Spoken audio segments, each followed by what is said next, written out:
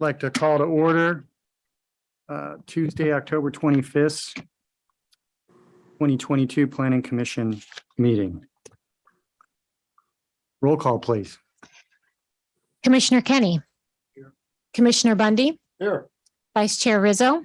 Here. Commissioner Bandel Here. and Chair Chase. Absent. Chair Chase absent. Would you please join me in a salute to the flag? Pledge allegiance to the flag of the United States of America and to the republic for which it stands, one nation, under God, indivisible, with liberty and justice for all.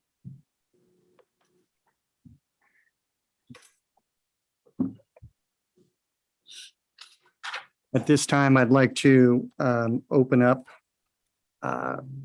public comment for things and agenda items that are not on our list this evening. Do we have anybody that would like to speak? I don't see any hands raised and no emails. Give me a few more minutes. No? Okay. Like to close public comment, and move on to the next agenda item, which is a consent calendar, and we do not have anything under that section as well. And additionally, nothing under continued hearings. So I'm going to switch up the new hearings, if there's no objection, and start off with short-term rental workshop. And we have a consulting planner, Robert Brown, that will be giving the presentation. Thank you very much, Vice Chair Rizzo and members of the commission. Let's see if we can get the PowerPoint up. Terrific, thank you. So tonight we'd like to talk to the commission about policy options related to short-term rentals. So what we'd like to do this evening is just briefly go over what is a short-term rental. So we're all talking about the same thing. To talk about what the short-term rental market looks like in Corte Madera currently. Talk about what other cities in Marin have done in terms of regulating short-term rentals. And then talk about what sort of policy objectives there might be before we actually get into talking about should there be a ban or should there be regulations. Talk first about what are we trying to accomplish. And then talk about if we do choose to regulate short-term rentals and allow them, what might those options be for regulations? Then there'll be opportunity for the commission to have questions. We'll hear from the public. And then we'd like to have some specific feedback from the Planning Commission on three specific questions. So that would be the topic tonight. So a short-term rental, it is a furnished living space that's available for a stay of 30 days or less. And that could be renting an entire dwelling unit. It could be a part of a dwelling unit. It could be a guest cottage, but any rental, again, less than 30 days. So the town has had a ban on short-term rentals, but given the fact that there are so many posting opportunities online, which have increased dramatically over the past 10, 15 years, it probably comes as no surprise that there are actually short-term rentals that are occurring in Corte Madera. So the question will become what to do about those. But that's the reason that this topic has become so important for so many cities. So it is really challenging to get a handle on the number of short-term rentals because there are so many listing agencies that are out there online.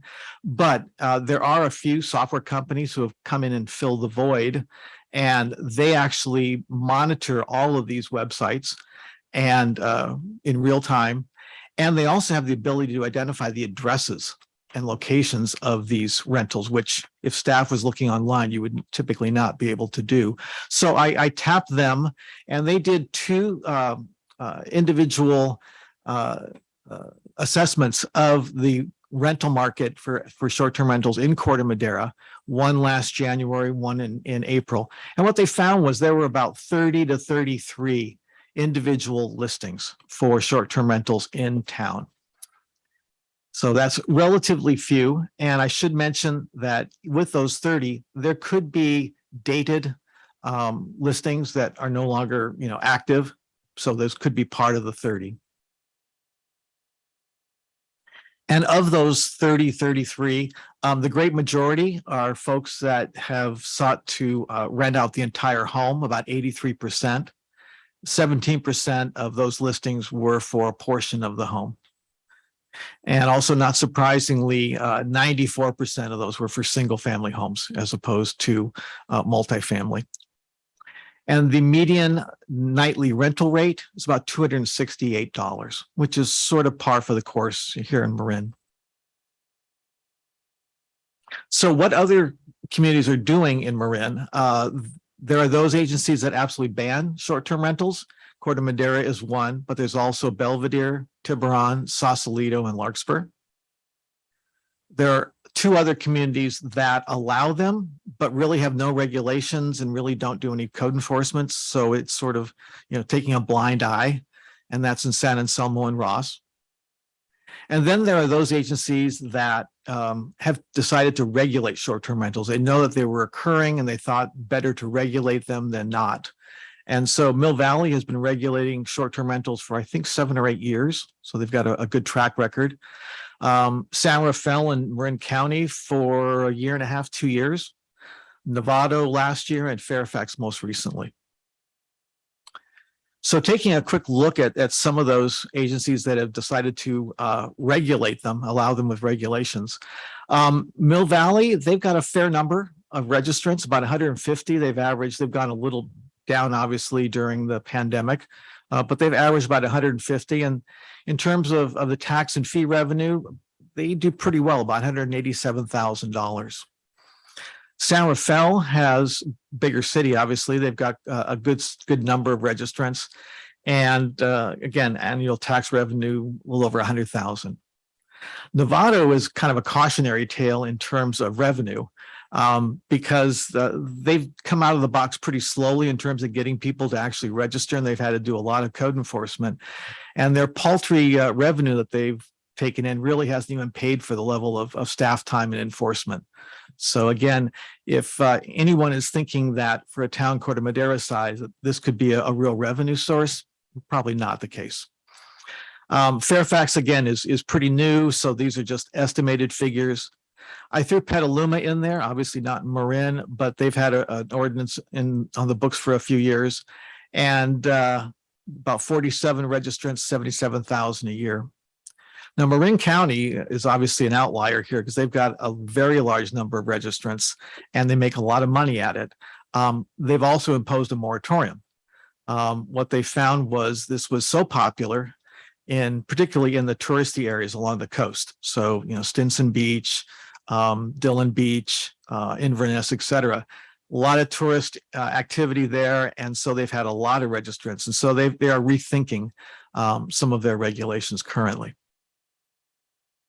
And there's a more detailed description in your packet of the various regulations that those cities impose. So some of the considerations for what Corte Madera may be trying to accomplish here. There is a concern about short-term rentals and the impact on the housing supply and the character of neighborhoods. I would say, given the fact that we only see about 30 of these in Corte Madera currently, there might be a few more if you actually had a legal path, but that only constitutes less than 1% of your housing stock. So again, without a real huge tourist draw here, it's not likely that you would have so many as to really much impact the housing supply. And probably the same with neighborhood character, not like what Marin County is experiencing. Nuisance impacts, though, certainly can be real. They can be, fairly minor with, renters leaving the trash out or parking cars on the street, but they can also be pretty significant. Homes that have like large outdoor recreational spaces and pools can really, generate a lot of partying activity. And there have been those jurisdictions that have actually experienced, some violence associated with these rentals. So nuisance impacts can be a real deal. There's the issue about collecting the transient occupancy tax. Our estimate, again, based upon 30 rentals, renting maybe 20 times a year, you might be looking at tax revenue about $16,000. Again, not a huge money source. But there is the issue of equity. So your hotels are paying transit occupancy tax, short-term rentals are not. So that could be a consideration. And lastly, there's the potential benefit of homeowners being able to generate revenue. Maybe new homeowners buying a home and can only really make the payments if they have additional sources of income. So there's that option. And then the question about, will there be enough tourist activity that it benefits local businesses? Again, probably not the case here. So we hosted a public workshop on June 8th this year, and then followed up by putting a questionnaire online, and we sent postcards to every home and got an amazing level of response. We got about 549 responses total, which is about 5% of the population, about 13% of the household. So that's a pretty good response rate. And the things that seem to stand out in terms of what folks said should be the priorities from the town's perspective. One, again, is the nuisance issue, making sure that neighborhoods don't turn into party houses. Minimizing safety risks, noise, trash, parking impacts, again, nuisance issues. And then also the issue about not wanting to impact the housing supply, which again, I don't think would be the case here. But some of the other issues really didn't even receive a majority of support in terms of being high priorities. And then we asked the key question is, should the town keep its current ban on short-term rentals, or should the town consider allowing them with regulations? And I'm sorry to say that the questionnaire was pretty split. So you're kind of on your own on that one. So 47% said retain the current ban, 53% said, yeah, maybe short-term rentals if there were appropriate regulations. So pretty evenly split. So let's just talk about some of the regulatory options that other cities have employed that have chosen to regulate short-term rentals. One is a question of, should you allow the rental of the entire home or only a portion thereof? Some cities don't allow rental of accessory dwelling units. Some preclude the rental of an entire home, not many. Another issue is, should the rental be only of a primary resident, not a second home? So in some cases, individual investors or groups of investors have been purchasing homes and turning them into short-term rentals as a business venture. So this issue would get at that by requiring that a registrant show that, this is their primary residence and they have a homeowner's exemption on their taxes. Another option is allowing rental only if the owner is occupying part of the home during the rental. Now, San Rafael has that restriction, and obviously it's quite limiting. The owner could be in the part of the house, could be in a guest cottage, whatever, but has to be there during the rental as a matter of, keeping track of what's going on their property. Other agencies have tried to limit the number of days that a home is rented per year. There's also been limits on the number of occupants, usually number of occupants per bedroom, to try to get around the issue of, renting out an entire property for large parties. There's also the ability to limit the number of registrations you allow, either in the entire town or by neighborhood. Again, I don't think in Corte Madera you would have that much demand to really warrant that. But again, in some cities, particularly in places that are tourist destinations, that's certainly possible. Some agencies rely on the existing parking for a single family home as being adequate. Others want more parking to be added and shown on a plot plan before they would grant the registration. Most require that there be a 24-hour contact available to the town. And some require that 24-hour contact be within a certain radius of the property. So they can't be too far away and they can actually deal with an issue. Many require that there be posted information for guests so they know that where emergency evacuation routes are, what day trash pickup is, if there's noise restrictions, where parking should and shouldn't occur. Again, just good practices in terms of housekeeping for renters. Some agencies require that there be a building and or a fire inspection. Most of those have gone to an online version of that, where where the registrants can submit photos showing, carbon monoxide or detectors and that sort of thing. And in some cases in the WUI, they required a fire inspection, again, in most cases, requiring photos to show the distance from vegetation, et cetera. And then lastly, pretty much all of the ones that regulate require that there be a registration provision. So they have to go through the application process. And because of that, they can revoke that registration if there are issues or repeat issues. So again, the questionnaire that we received input on, the ones that really stood out as having high levels of support were establishing occupancy limits, providing information to the renters, on emergencies and other, nuisance type of issues, requiring the registration process and a revocation process.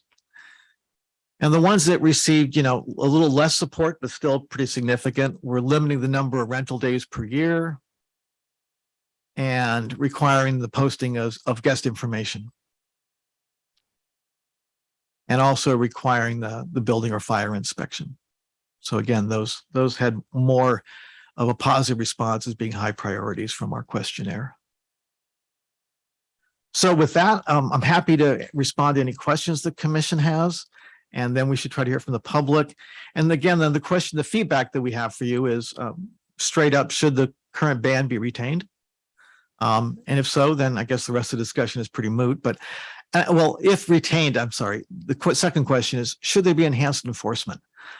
Currently, the town only operates on complaints.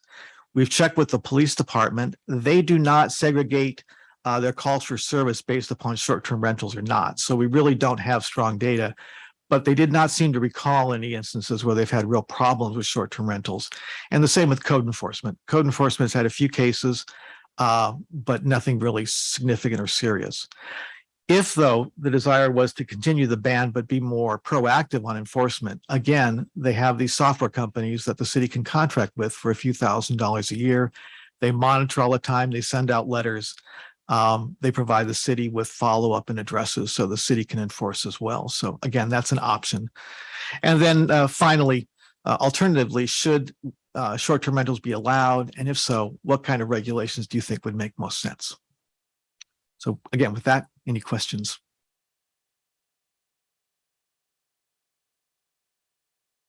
Well, why don't we open it up to the commissioners to see if we have any questions of staff or anything for Bob. You start off with Margaret. I don't have any questions at this point. All right, Daniel.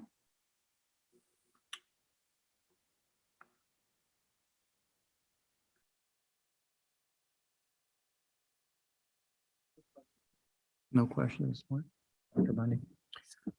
Yeah, I guess for Martha and the planning department, I would ask if you've really encountered many complaints. I know there was a house on Mohawk that was a problem at one point. I think they remodeled that house, and I think there's that has settled down.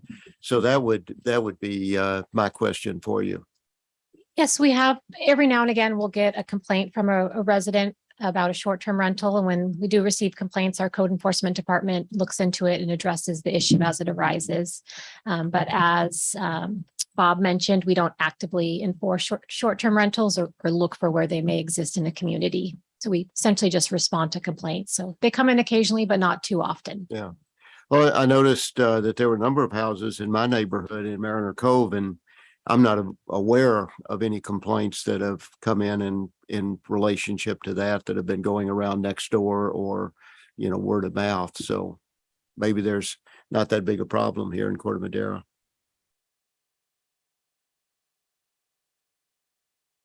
Bob, what have other communities done for fining or penalties for offenders? I mean, what can you do to these homeowners that rent their houses out and they're not allowed to?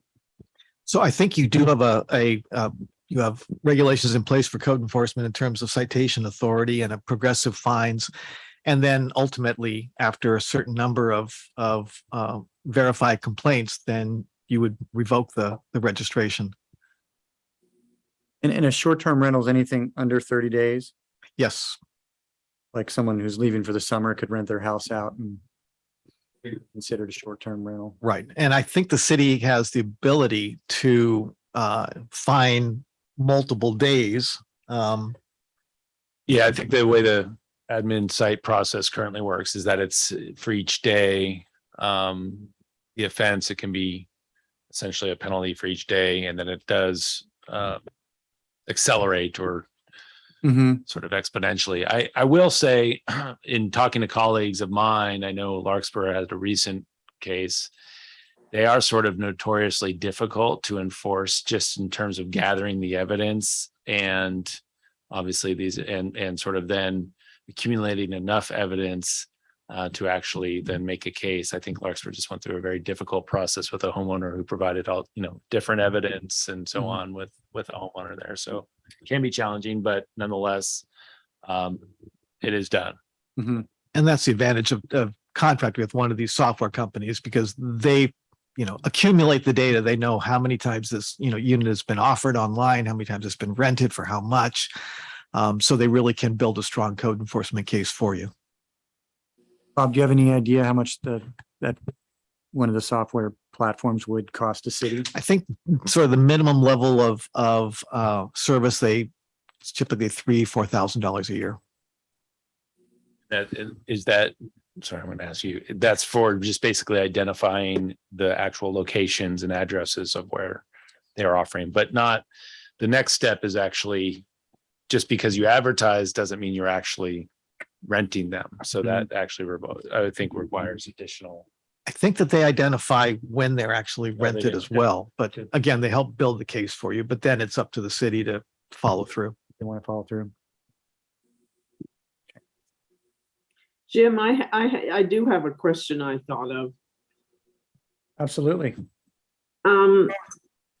If Corte Madera has had a ban all this time, why are there 30 people advertising and that is not being enforced? Well, as I said, the city enforces based on complaint. So they don't actively monitor all these sites. That would be really challenging without, assistance from, as I said, one of these software companies. But they do enforce upon complaint. Yeah, I think it's similar to, we have smoking bans, for example, where you can and cannot smoke in multifamily apartment buildings. We're not going to know about a lot of them unless we actually get a complaint coming in, and then we would actually try to enforce that. And again, sometimes the enforcement is challenging to do, but certainly we would mail and notify the homeowner or whoever it may be that is prohibited. I don't think that's really doing a service to the community, because if you've made a complaint, you've already experienced a disruption of your life in some way, and maybe in many ways. And then if you have to build up a case, you've got more disruption over time. Trying to get in touch with a homeowner would even take more time, especially if they're a distant homeowner, and your life and your community has been disrupted all that time. It just doesn't seem fair to the person who is actually the homeowner and taxpayer who's been suffering through this. Yeah, I mean, it's typical of nuisance issues in general, I would say. It takes sort of prolonged period of time to actually have enough, basically the evidence to enforce it on those claims. It's not to say we've done it before and we do it again. So I will say the other thing is that we are looking for direction. So one of the things the town council, when we approached the town council back in 2017, initially on this was sort of a wait and see approach. Let's see what issues materialize. Let's not sort of be an aggressive enforcer of these actions. The town council, this last basically had been enough time where it was put onto the work plan this year to say, let's check in, let's see if what we want to do about this and regulate it. And so that's what we're doing now. So I certainly, we're here to take in those comments. If we need to, if the recommendations are to step up enforcement, that was one of the options that I think Bob presented, and we certainly would take those recommendations to the town council from this commission and again, receive direction from the town council about how they would like us to pursue that policy as well. I just want to point out that you said the key word there, it's a prolonged action. And during that prolonged action, your life or the life of the person has been really impacted. Some communities I would mention have beefed up enforcement of short-term rentals by also including in their regulations that merely advertising on the internet is a violation. So they don't necessarily have to prove that there's actually been the rental. Just putting it out there available for rent is a violation. Oh, Margaret, are you, I'm done, thank you. Dana, please. So Bob, among the adjacent communities that do not allow short-term rentals, to your knowledge, how many use a compliance company? I don't know. I'm not aware. I don't know that any of them do. I think they're all enforcement based on complaint.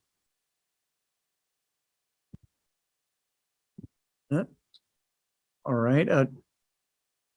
You want to say something else, Adam? About the answer as you're asking too. I recall that I thought Tiburon did use at least for a period, I know they consulted with a company, but Mhm. I don't know if they still retain them on a year over, every year, sort of the monitoring part of that enforcement or say the platform software. All right. If there's no other questions from the commissioners. Jim, I just have another question. Okay. I'm sorry. Oh, no, I'd go like an explanation of how that works, when you register for a permit, and then you start renting and you're supposed to be collecting this tax or how does that work? Who collects it? Who's honest about it? Who registers it? How does that work? The homeowner is supposed to submit the tax payments. I don't know if it's monthly or quarterly to the town, identify the number of rental nights that they've had and the rate. And again, the benefit of potentially using one of these monitoring software companies is that they can verify that. Mhm. They even provide an auditing function if you want to pay for that. Okay. So it's basically, if you don't use one of those companies, it's just sort of the honor system. Okay. Okay, thank you. Now I'm done. Okay. All right, you guys are all good? Okay. Yeah. So at this time, we'd like to open up comment to the public. We've got, we'll allow 3 minutes per speaker. We'd like to try to keep to the 3 minutes. We've got a few things on the calendar this evening. Tracy, do we have anybody that would like to speak? Nope. Here we go, right here. Please.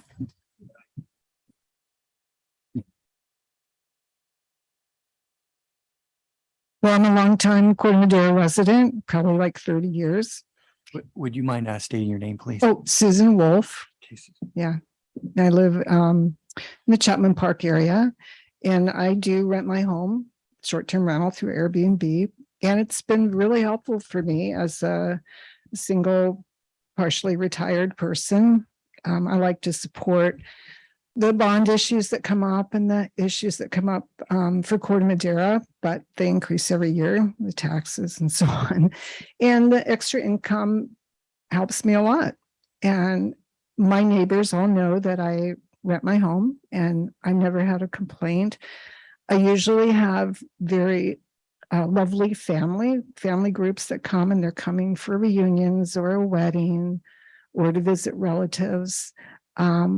And they really appreciate being able to gather as a group in a home instead of having to, be all separate in probably hotel rooms or something. And I do it when I'm traveling or when I'm traveling for work or for a vacation. I don't do it constantly. And I have plenty of parking.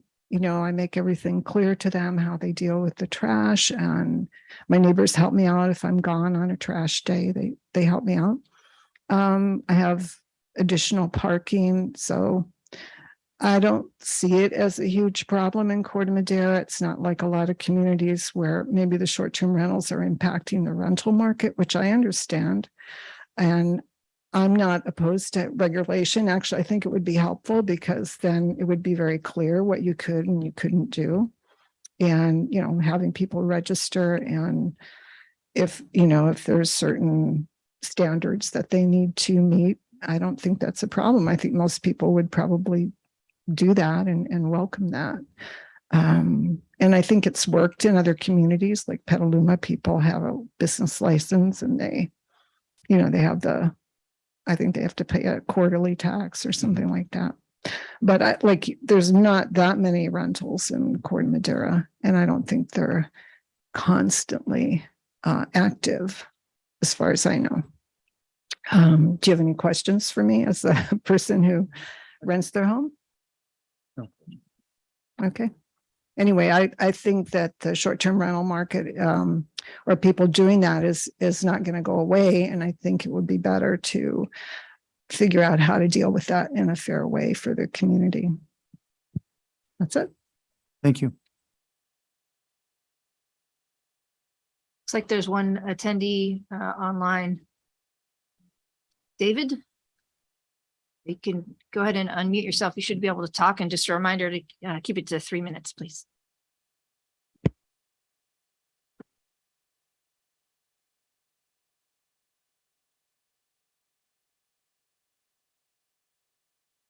Give him a sec to find the unmute button. You'll have to unmute yourself, David. Oh, there you go. Hi, can you hear me?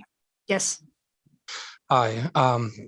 So I'm a Corte Madera resident as well, long-term resident. And I'm kind of on the same page as the previous speaker. I think short-term rentals are here to stay. And I'm a world traveler. I've traveled all over the world, and I've always used short-term rental, whether it's Airbnb, bookings.com.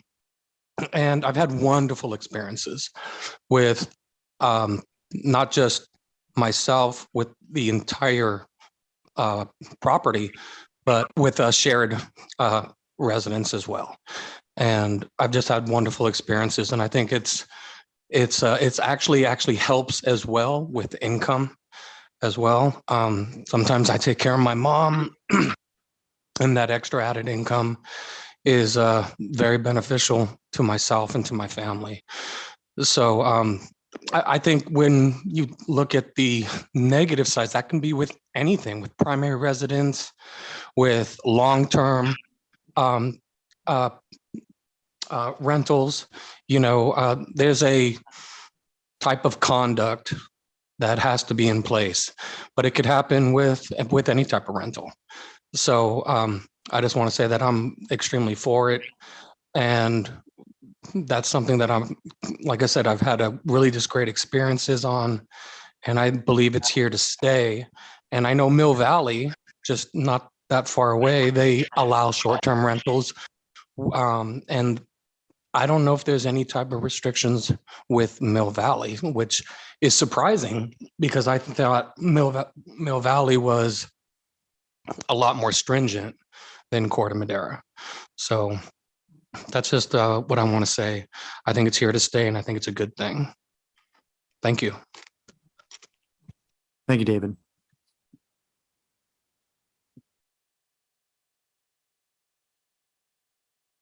I don't see anyone else online. Vice Chair Rizzo with the hand raised. Okay. Am I allowed to ask any questions now that the public comments closed of just some of the speakers? I just have a question. I just want to know how many times, huh? Typically not, okay. But The time.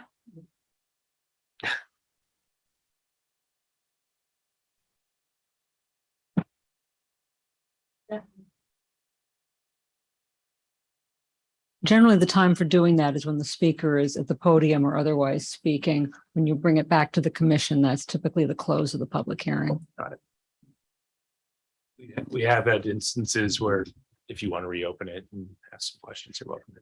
You can do that. Can you come up again? I just have one question. I'm just curious, how many times a year Mhm. that you're renting the home? Is it once a month? Is it several times a month? You know, it does vary, which kind of varies on my schedule because sometimes I'm gone for work for a couple weeks. Yeah. But I would say on average, maybe once a month. Mhm. That's probably a fair estimate. But sometimes it's not always. consecutive weeks with different tenants. It could be, that's not normally the way it is, but Mhm. you know, that could happen. And I don't do a lot. I usually only rent for a week at a time. Because usually I'm gone for a week Mhm. or maybe 2 weeks. So I don't do like a lot of turnover because that doesn't really work for me. Yeah, okay. Okay. Thank you.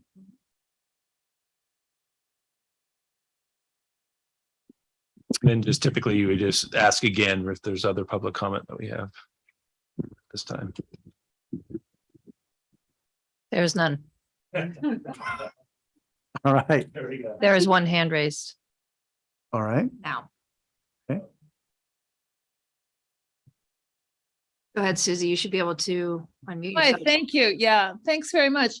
I really wasn't intending to comment tonight, but I was here to learn a little bit. But in general, I feel like it's all right to have these short-term rentals. I think if it was not okay, I think you'd have a room full of screaming people tonight. That's what happens when people have great objections to things. And I think having some rules and regulations along the way is really important. And, you know, just we welcome people into our community that way. We're not saying, you know, not in my backyard. I know that there are other communities in Marin that have been doing it. And people need extra income nowadays. These times are difficult and they may get a little harder. And I think that's also an opportunity for people to bring in a little bit more money. But I don't think it should be run rampant. I think they need to be parking and there need to be regulations. And that's something that, you know, maybe we can work on together as a community. But in general, I think that's how I feel. So that's all. Thank you. Thank you, Susie. I Huh? can't. No. Tracy, anything else? I don't see any more hands raised. Alrighty, let's close public comment and bring it back to the commission for comment.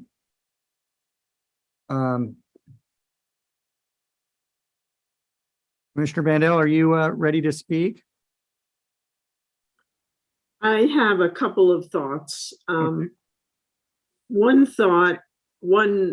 thing that I don't quite, I'm still kind of thinking about is in the past, well, for as long as I've been on the commission, we've encouraged new hotels and we've gone through a lot of hours talking about and encouraging new hotel growth, and we've accomplished quite a bit in that area. And I don't think that this really, this kind of flies in the face of what our sort of goal in attracting new hotels and motels here to Corte Madera has accomplished. So that's one kind of issue I'm struggling with.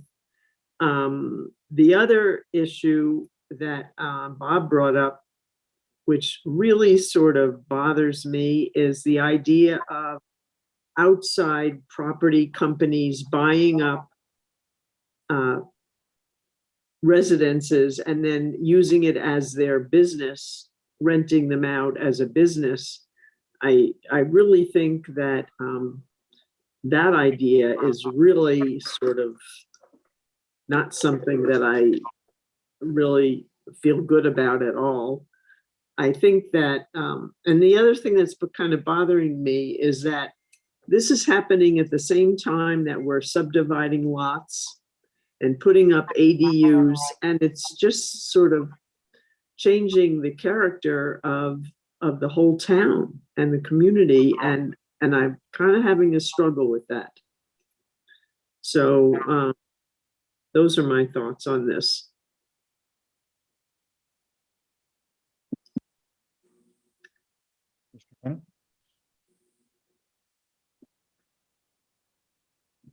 Yeah, I would say I'm in favor of keeping the ban on short-term rentals. And there's a number of reasons. Despite there having been too many complaints, I do think the nuisance factor is something to be concerned about, because maybe there's enforcement, but the enforcement's after the fact. So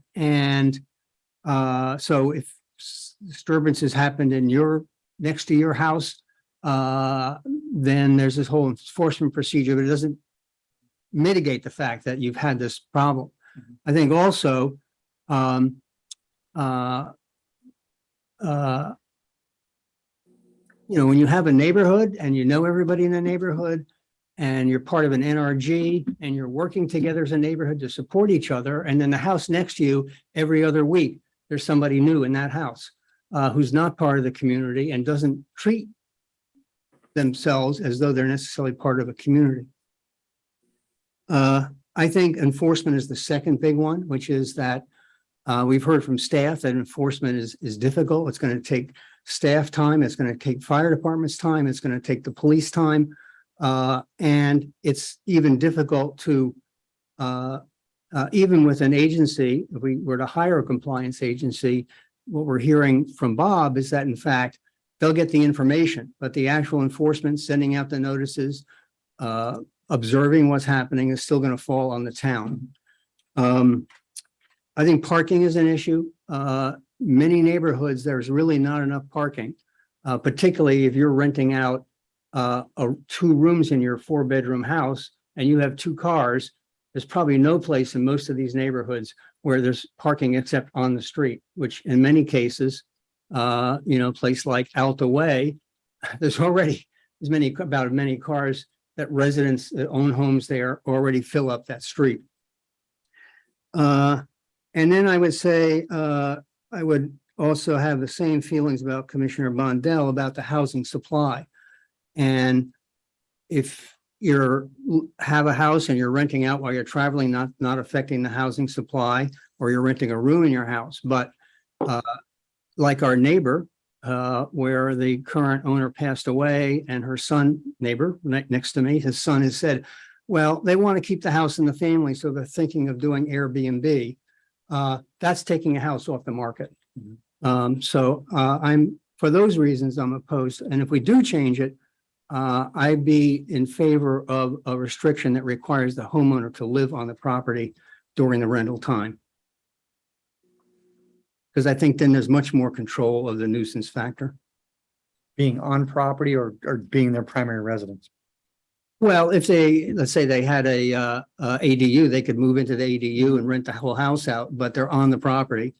Or they could be in the house and rent out 1 or 2 rooms. At least there's somebody there monitoring the rules and, making sure that's not a nuisance to the neighborhood. And they're part of the neighborhood. So in terms of contributing, they're still in the house, they still own the house, and they're contributing to the neighborhood.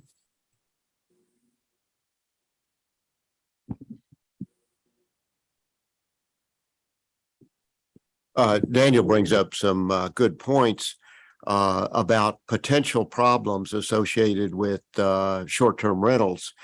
However, I think that we really haven't experienced that here in Corte Madera, and it may well be just because there's not that big a demand in Corte Madera for short-term rentals, or people, like Susan, have been responsible about the way they've rented things out. I like the Mill Valley approach that has generated some transit occupancy tax that addresses Margaret's concern about us encouraging hotels, primarily because of the transit occupancy tax that really helps a lot with the town budget. But this is a sense of equity that Bob talked about earlier, that if the hotels are having to pay this. Well, individuals should do also, individuals that are renting their home out should do also. And that's my understanding of where the revenue comes from Mill Valley. So I'm in favor of proactively, requiring registration, monitoring these with a company, charging transit occupancy tax, and requiring that the home be a primary residence. Again, to get to the issues Margaret and Daniel raised, that we don't want to take housing stock off the market. I think there are some options that maybe we would bring in later on if there are problems that come up, such as limiting the number of people that are supposed to be renting the property to 2 people or 3 people per bedroom, depending on kids and such. I would think the ones that successfully rent their homes out, let their neighbors know what's going on. And there should be just a general code of conduct for homeowners that are renting that out. And we should also notify the neighbors if somebody's has requested registration to do short-term rentals. So I really think short-term rentals are here to stay. Probably a lot of us have used those when we traveled. I find them, very convenient. I know there is the potential for problems with them, but if we really haven't had it and we can proactively manage these rentals with the ability to add ordinances if there are problems down the road. So that would be the direction that I would prefer that we go. Boy, leave it to me, huh? Yep. Now it's up to you. Well, I guess my whole questioning earlier was just about how many times a year they really need to be rented out to subsidize some income.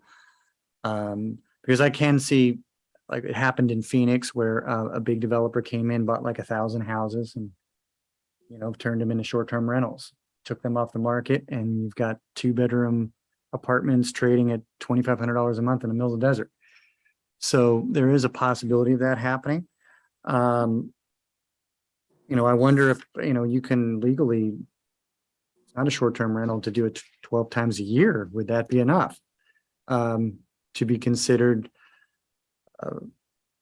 augmenting income? I do think that, by having a lot of these in our community, we are going to be moving away from what are a completely different direction than where we're going with in our objective of adding more housing stock. I can see even 30 houses off the market is 30 houses off the rental market. In a community that has how many houses? 2,500 houses. It's not that it's a ton, but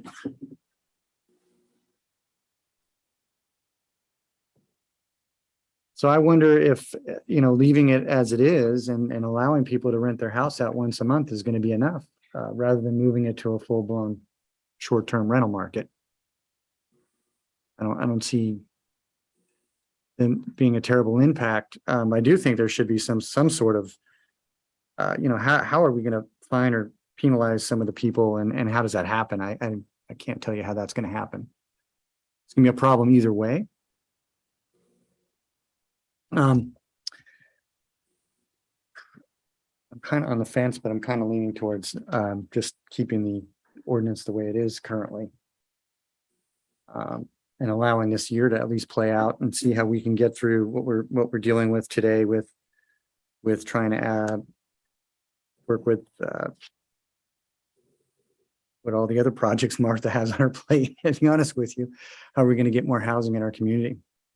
So we've got a few different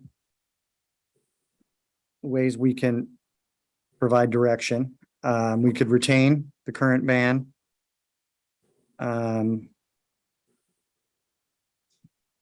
We could, what is this? Enforce current level of complaint based on enforcement of the ban, whether the ordinance should be drafted, would allow short-term rentals or if we should go ahead and try to draft some restrictions and still allow them. And Bob, you would need to add restrictions and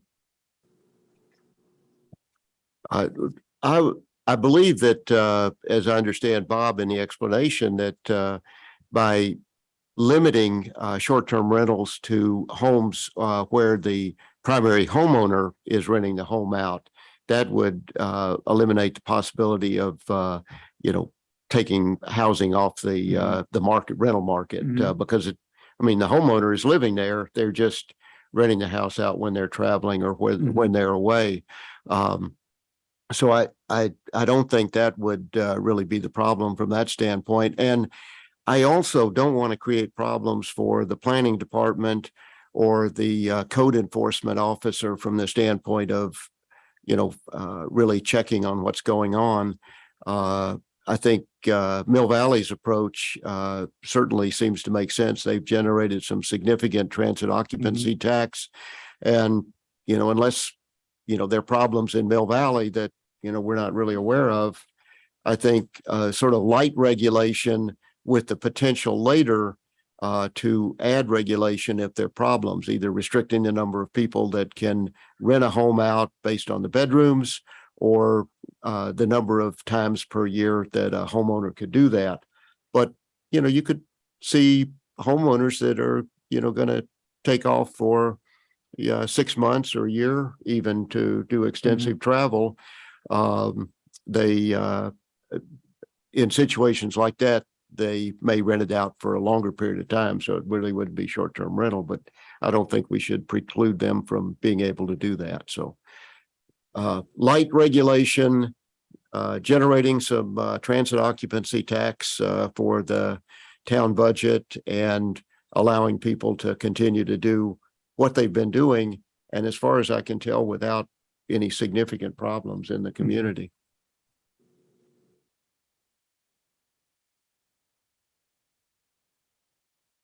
Well, I probably don't have much to add to what I've already said. Again, I think the enforcement is a big issue. You don't really know whether the homeowner is living in the house or not. And in terms of taking properties off the market, the example that I gave next to me, there's a house that they could decide to sell and get back into a permanent Corte Madera resident that they're now talking about renting week to week on Airbnb, which does nothing for the town in terms of new residents, new housing to the market, and is very potentially disruptive to our neighborhood. So I think one of the biggest things is enforcement. We can't enforce it now. And if we make more regulations, we're not going to be able to enforce those either. And that's something the planning staff has also raised, that can we really do the enforcement? Great to have regulations, but if you can't enforce them, you might as well forget it. So we have an issue either way. Yeah, and I think, like, I tried to make it clear, but maybe worth reiterating just that we responded to on a complaint basis right now. There certainly could be more we could be doing, taking sort of a hands-off approach or a wait and see approach on this entire issue at the direction of council. So if we wanted to, essentially one of the options that I think Bob has talked about is we can hire, firms to help us in the enforcement. If we want to go that direction, we can be more active, whether they're entirely prohibited in town or whether they're allowed with regulations. I think certainly moving forward, once we have direction on what our actual policy is and then we can start to, whatever that is going to be, then we would start more. My recommendation would be to start to pay for some services, support our code enforcement staff in the ways that they need to be supported and give them the resources needed to sort of be able to do the enforcement on these rules, whatever rules we have. And that goes for any regulation ordinance that we would pass in town. I would absolutely agree with what Adam just said. I think as far as being a burden to code code enforcement, that's what they're hired to do. That's what they're part of the town budget to do. That's their job. And if we're not enforcing regulations that we have on the books, there's no point in having them. And that idea spreads pretty quickly. I'm very highly in favor of hiring or getting this software company or whatever service they provide. I think it's a very reasonable sort of price that Bob has quoted, and I don't think that any enforcement issue needs to be basically enforced in every single way we can think of enforcing it if it's part of what we've decided to do. I still don't see any, given the idea of the nuisance factor. I know two families in Corte Madera who've had that problem, and they put up with it for a very long time. And finally, it took a very long time to start enforcing it. And they were inconvenienced and really experienced a lot of problem because of the time it took to recognize the problem and start doing something about it. It's taken us 2 to 3 years to just get this on the agenda. So I don't think even waiting and seeing and deciding if there's a problem is going to really help communities, neighbors that are experiencing any kind of issues. And I somehow I keep thinking that it's not really fair to the hotels to do this kind of thing. We've spent too long encouraging hotels to be here for the reason, and this is sort of flies in the face of encouraging people to stay at Corte Madera hotels. That's how I feel. So Margaret, you're in favor of 1A? You just retain the current ban Yes, and enforcing it. and enforcing it. Daniel, are you aligned with Commissioner Bandel? Yes, I am. And Bob, you would like to see more regulation and to draft a new ordinance for allowing them? Yes.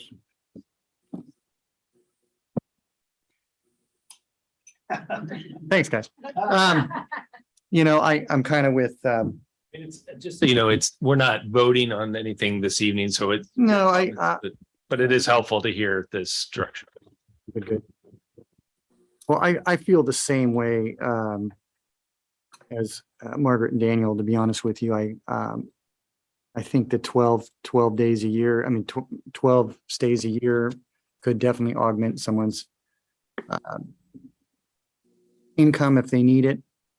That could be, 1 week a month. It could be 3 weeks a month that you can rent something out with being right aligned with what our regulations are today.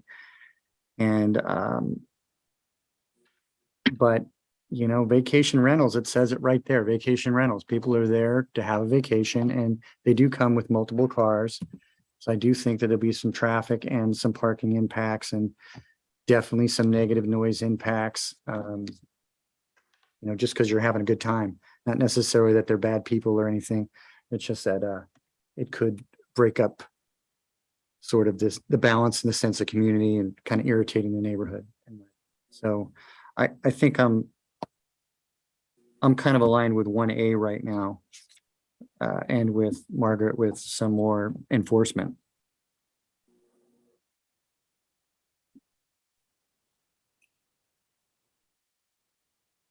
Thank you, Bob. Thank you. Does anybody need a break? Yes, Okay, let's take a 10-minute break. Be right back. thank you. I'd like to call to order the commission to continue tonight's meeting, October 25th, 2022. Our next item on the agenda will be State Senate Bill 9 ordinance, public hearing to consider the proposed ordinance amendments related to the subdivision and development of qualified State Bill 9 projects and amended portions of Title 17 subdivisions, Title 18 zoning, and Title 22 objective design development standards of Corte Madera municipal code. And we've got our own Martha, our senior planner, to give us the presentation.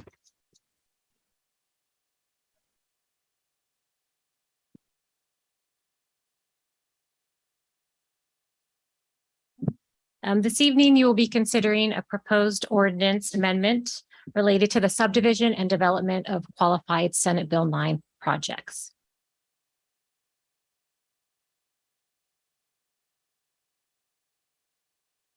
Senate Bill 9 was signed by Governor Newsom in September 2021, and it became effective on January 1st, 2022. The bill allows homeowners within single-family districts to build up to 2 housing units on their existing parcel, or to legally split their parcel into 2 and add 2 units to each parcel. The legislation applies to the majority of properties within the state, essentially within all single-family zoning district. And this map shows the Corte Madera zoning map. And in Corte Madera, SB 9 applies to parcels zoned R1, which are the parcels in beige. And they comprise the majority of single-family properties in Corte Madera. To the properties in yellow, to those in lime, which are the R1Bs, and then the ones in kind of the lighter green, which is R1C. And there are very few R1B and R1C properties in Corte Madera. So there are 2 different scenarios for development under SB 9. The first is when a lot is not being subdivided. And in this case, there can either be a vacant lot in which a property owner could build up to 2 new dwelling units. And state law states that the minimum size is 800 square feet for each unit. In a case where there's an existing single-family home, a property owner could add 1 additional dwelling unit. And again, the minimum size is 800 square feet. The second scenario is a lot split, which is referred to as an urban lot split in the state legislation. And this allows for a homeowner to build either 2 homes on each of the 2 new lots for a total of 4. And in an instance where when there is 1 existing home, then an additional 3 units could be built amongst the 2 parcels to result in a total of 4 units. For urban lot split, each parcel that is created needs to be a minimum of 1,200 square feet. And these parcels need to be approximately the same size. The town council first discussed SB 9 on December 21st, 2021, and they provided direction to staff to prepare an urgency ordinance. And this direction was provided essentially because there was very little time between when the bill was signed and when it became effective. And so the town wanted to ensure that we had a process in place to evaluate these types of projects pursuant to state law. The town council adopted an urgency ordinance on January 18th, 2022, which had a term of 45 days. And the urgency ordinance was later extended on March 1st, 2022. And the urgency ordinance will expire on January 17, 2023. And the ordinance established a ministerial review process to evaluate these projects, and also included objective standards that are used to evaluate both types of development. Since January 1st, the town has received 8 urban lot split applications, as shown on this table. The smallest parcel that was submitted is for 208 Chapman Drive. And this property is just over 6,200 square feet. And it was subdivided into 2 approximately equally sized parcels. The largest SB 9 application was 1161 Meadow Sweet Drive. And this property is just under 2 acres. Of the 8 applications, 5 have been approved by the planning department. And one of the applications, 208 Chapman, the parcel map has been approved and the property owner is in the process of getting the map recorded with the county. And the town has not yet received any SB9 development applications for new units.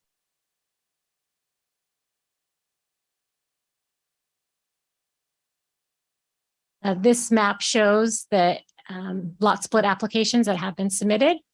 And this was included as attachment 6 to your staff report as well. So again, there have been a total of 8 lot split applications. The town council adopted objective design and development standards towards the end of last year. And these standards are codified in Title 22 of the municipal code, and they're commonly referred to as the odds toolkit. And as part of the toolkit, a zone was adopted, the T3 Edge Neighborhood Zone, to apply to SB9 projects. And as part of the ordinance amendment, staff is recommending some minor changes to the T3 Edge Neighborhood Zone. And those changes are highlighted in yellow on the far right column.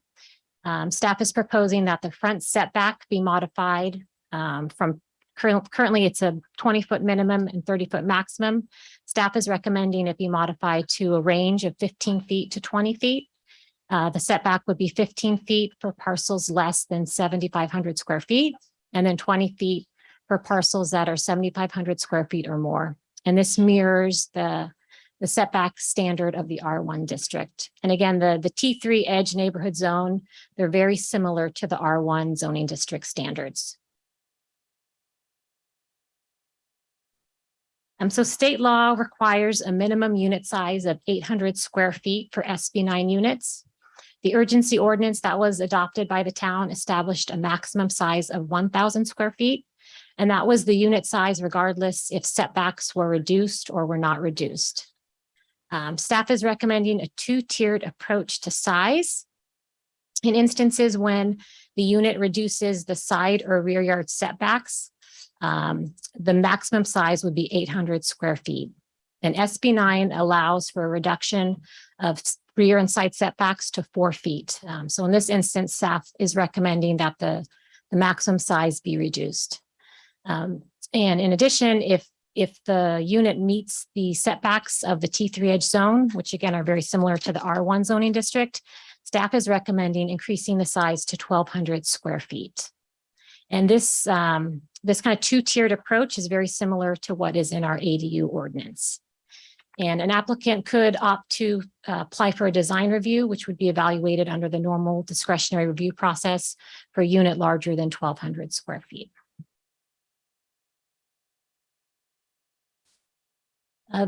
The staff is recommending 3 different height standards. And this is very similar with what is in the urgency ordinance, with the exception of scenario 3. The first scenario is that a new unit meets the setbacks of the T3 Edge Zone. And in that case, the height can be 22 feet to the eave and then a maximum of 30 feet. So this graphic shows that. So the setbacks of the T3 Edge are 20 feet for the front, a side of 10 feet, and then a rear of 25 feet. So in this case, if an SB9 unit meets those setbacks, then the allowable height is 22 feet to the highest eave and then 30-foot maximum height. In instances when a unit is reducing the rear yard or side yard setbacks beyond those applicable standards, then the height would be limited to 16 feet. And again, SB9 allows for rear and side yard setbacks to be reduced to 4 feet. So in these instances, a lower height would be allowed since there could be additional privacy impacts to neighbors. And this graphic shows that scenario where your side and rear setbacks are being reduced to 4 feet and the maximum structure height would be 6 feet. And this scenario assumes that the property is not in the flood zone and being raised. And then the final height standard would be for a new unit that's located in the floodplain that's reducing the rear and side setback. And then the unit is being raised in order to meet the flood requirements. So for every 1 foot, the structure is raised in height out of the floodplain, 1 additional building height would be allowed up to a maximum of 20 feet. And all of these height standards are in the current urgency ordinance. And the change that staff is recommending is to require an additional setback for units that are being raised. And this slide shows that. So in this case, the structure is in the floodplain. It's being raised 4 feet. So the maximum height is 20 feet. And then instead of a 4-foot rear and side setback, the required setback would be 8 feet. So if you had a scenario where the building was being raised 2 feet out of the flood zone, then the maximum height would be 18 feet, sorry. And then the side and rear setbacks would be 6 feet. The adopted urgency ordinance includes several objective standards related to health and safety requirements. And these standards are in the urgency ordinance, and in the development of the urgency ordinance, staff worked with the fire department to develop these various requirements, which include access standards, include things such as minimum driveway widths. And then fire suppression standards include things such as fire sprinklers, fire rated walls, and then location of fire hydrants to new units. And as part of the permanent ordinance, one additional standard is being recommended, shown in red on the slide, which would require a driveway not exceed 18%.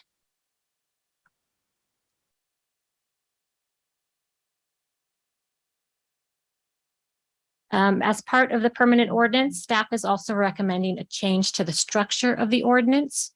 In the urgency ordinance, the standards are separated into 2 different titles.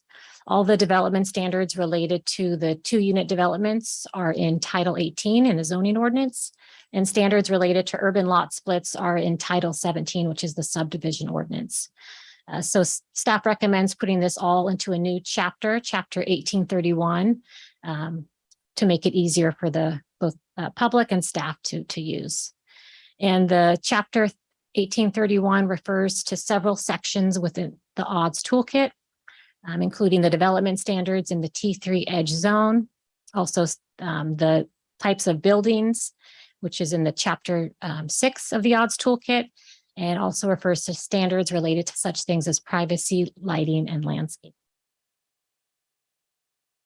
The town did receive 2 comment letters on the draft SB 9 ordinance. These letters were posted to the website and emailed to the commission, and hard copies are also available as well. And there are 3 options available to the commission as shown on this slide.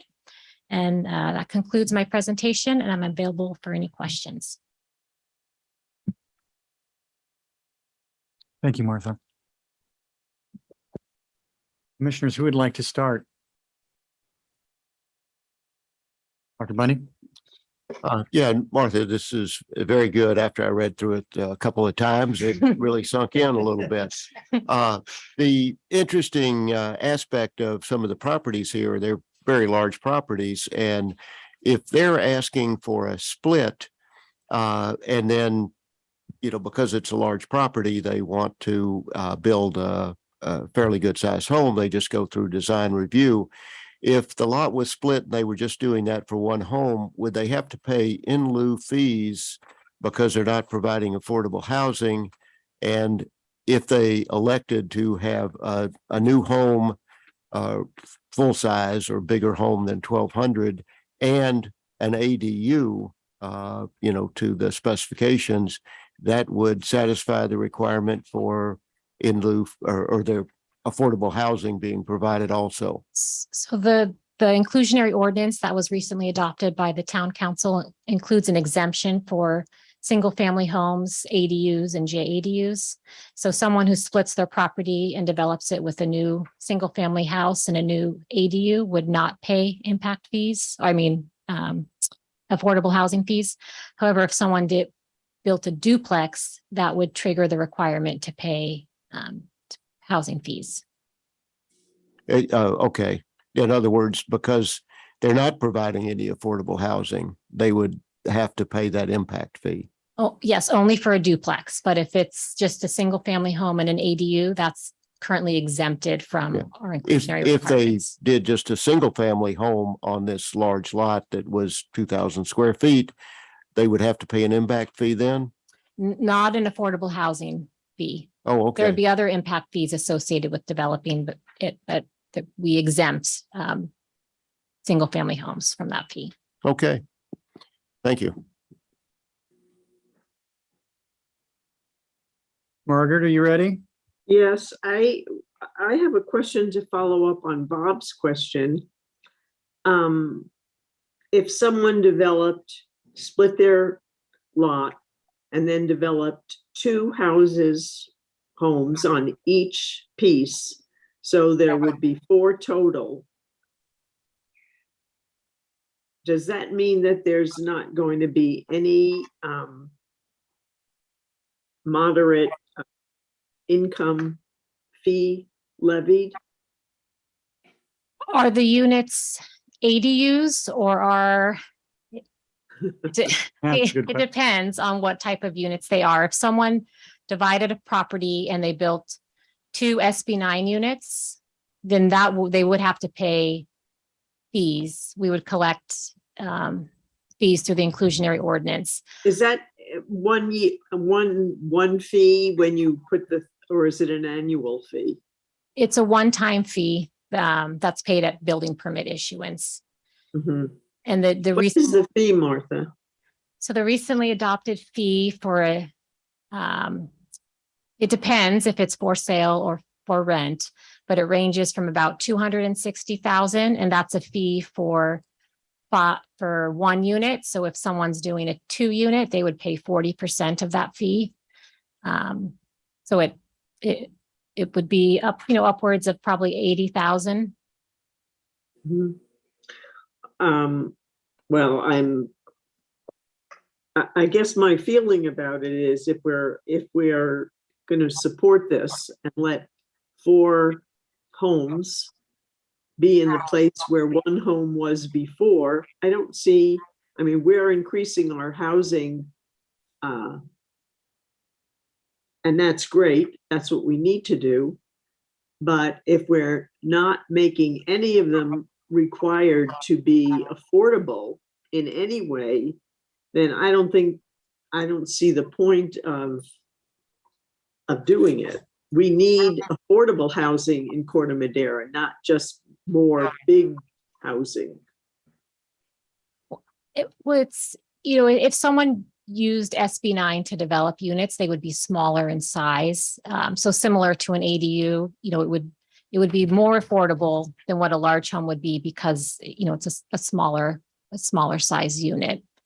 Mhm. I think one of the things we also discussed during the inclusionary housing ordinance is finding that right balance between the fee, or let's say you required one of these units to be moderate. You wouldn't be able to sell it for a certain amount of money that you otherwise would, or rent it for market rate. There's a real risk that you preclude it from being developed at all. And so you're trying to find that right. And I don't know if we'll ever know exactly what that is, but it's being restrictive enough to make sure you are trying to achieve those affordable housing goals, but at the same time, not being overly restricted so you don't get any housing built, period. And so that's where we didn't, you're allowed to do the in lieu fee for certain, which if you had 4 units, I guess we're talking about $160,000, which could be put to the fund. You still may get the housing built. They are smaller size, so you may get some discount from a full size housing unit. But at the same time, I think there is that just balance of housing getting built is still better than no housing getting built. And so, it's something that needs to be monitored over time. But I think that's where we landed in the council, during our inclusionary housing ordinance. Anyways. I have another question about the ministerial review that people are currently going through and will be going through. Can you tell me explain just the different steps of the ministerial review?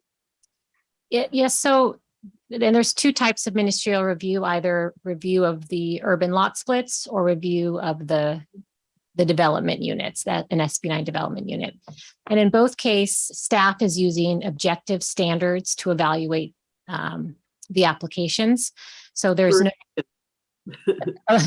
objective standards. So there's no discretion in our review of the application. So we're not, using findings to evaluate that the project, it conforms, but rather there's, specific standards related to such things as setbacks, height, driveway widths, fire access, those, types of standards that are included in the ordinance. And for SB9 lot splits, the state statute includes some standards related to minimum parcel size. So obviously we, make sure it conforms with the SB9 legislation. And as part of the ordinance, we do include a courtesy notice. So we send a notice to everyone within 300 feet prior to making a decision on either the lot split or a development unit to notify people of the project. And this is something we do currently for ADU permits as well. So even though it's a ministerial review, we still want neighbors to be aware of the application and have an opportunity to, look at the application and ask questions of the planning department.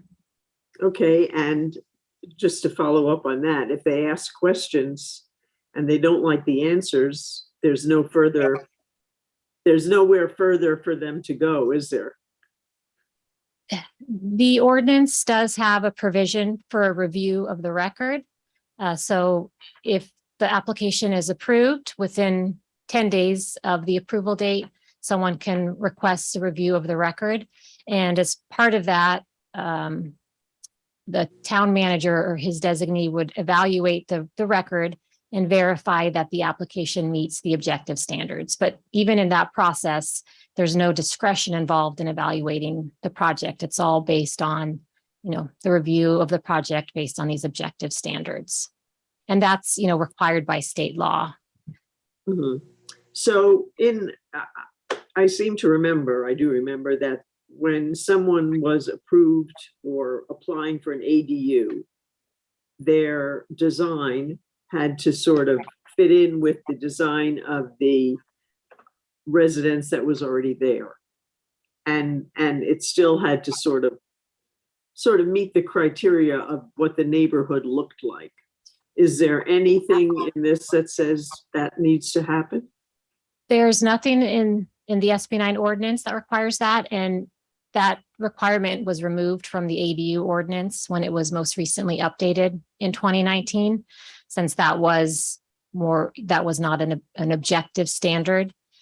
So the ADU ordinance was revised to only include objective standards. So there's no standard that it matched the primary residence, because that's, a subjective determination of what does match mean. So in a worst case scenario, someone could split their lot and then haul 2 trailers onto each piece of the lot. Is that correct? No, because it would have to be on a permanent foundation in a unit. Okay, so they Not do dug a trailers. foundation and stuck the trailer in it. Well, as part of this, we've also, the odds toolkit includes different types of building types. And those include very kind of objective standards. And there's 2 types of housing that's allowed in the T3 zone, which is the house and then the side-by-side duplex. So those, include standards that would be used to evaluate SB9 units. Okay. And so the planning department gets a plan and sees what it's going to look like. Is that correct? Correct. And then evaluates the project for conformance with the various standards. And I think it is important to note that the state law says that standards can be requested to be removed if they're going to preclude the development of an 800 square foot unit.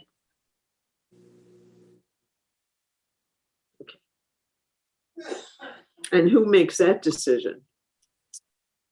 The burden would be on the applicant to demonstrate that a particular standard is precluding them from developing the unit, and it would be evaluated by the planning department.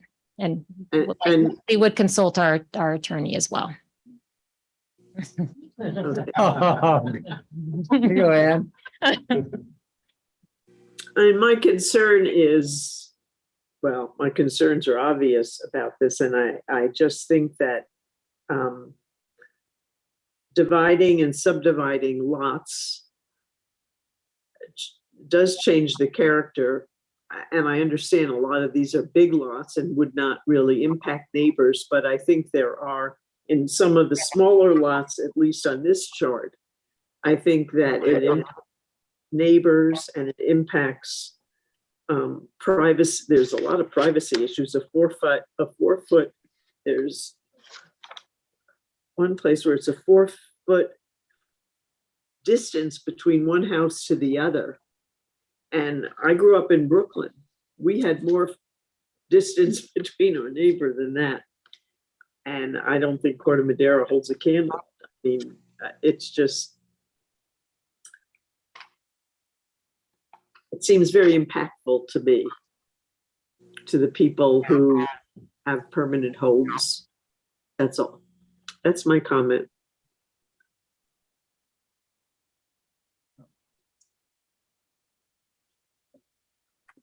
Margaret, do you have any other questions?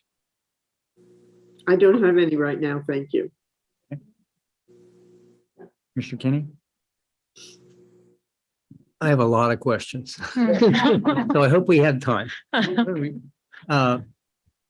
Martha, your presentation was very helpful in interpreting this, and I understand a lot of this is zoning language, and so is the way it is because it needs to be that way. On the other hand, so some of my questions will simply be to help me understand what I'm reading. My first question, and this is on, I'm referring to the actual ordinance we're proposing that get passed. So this is on 1, 2, 3, the 4th page. Under the filing a tentative parcel map approved for approval.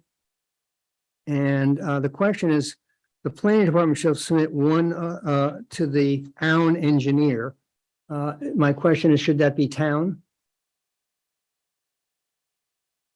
Town. Town, yes, it should be Okay. town. Under definitions, and again, I'm somewhat new to this, so maybe this is not necessary, but 2-unit development is, I mean, I think it's a duplex. And are we talking about units or lots? The other one potentially is newly created lots, because essentially the existing lot now becomes a newly created lot. And that might be confusing to a layperson. But I leave that to you, just my suggestions, questions. There is no, as I understand it, there's no time frame. If someone does a lot split, there's no time frame to build anything. Correct. There is a time frame that the map needs to be recorded, which is 2 years, but there's not a time frame for the lot, which is a vacant lot, to be developed. Was that discussed by the town council when they made the initial ordinance? It was not. Does planning staff have an opinion about that?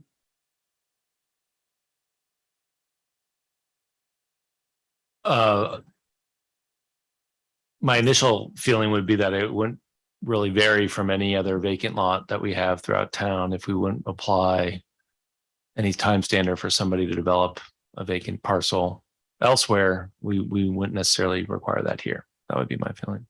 I don't see this. One other way of looking at that, though, is the state and the town are granting someone some special conditions here that would not be necessary, would not be available otherwise in order to create more housing in the town. Whereas someone who just holds a lot forever never was in that position to get a special advantage to do a lot split, for example. So just a question of whether that had been considered before. The notification of 10 days to neighbors before rendering a decision seems kind of short. Was there any dialogue about making that longer so that they would have more time to engage the applicant and so forth? That's the standard noticing requirement is 10 days. However, if, a comment comes into the planning department at day 9, then, the project likely is not going to be approved right away. There may be some back and forth with a neighbor, but the 10 days is the standard noticing requirement. Okay.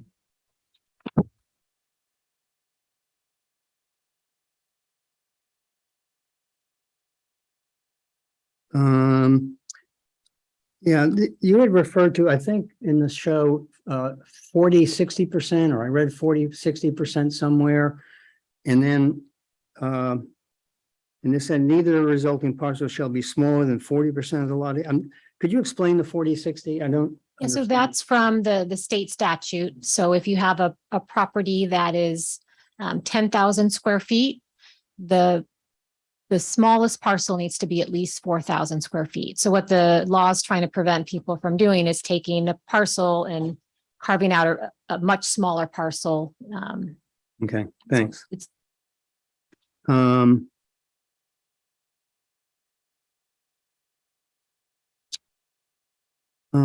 I don't understand on the following page. I don't understand C. This has to do with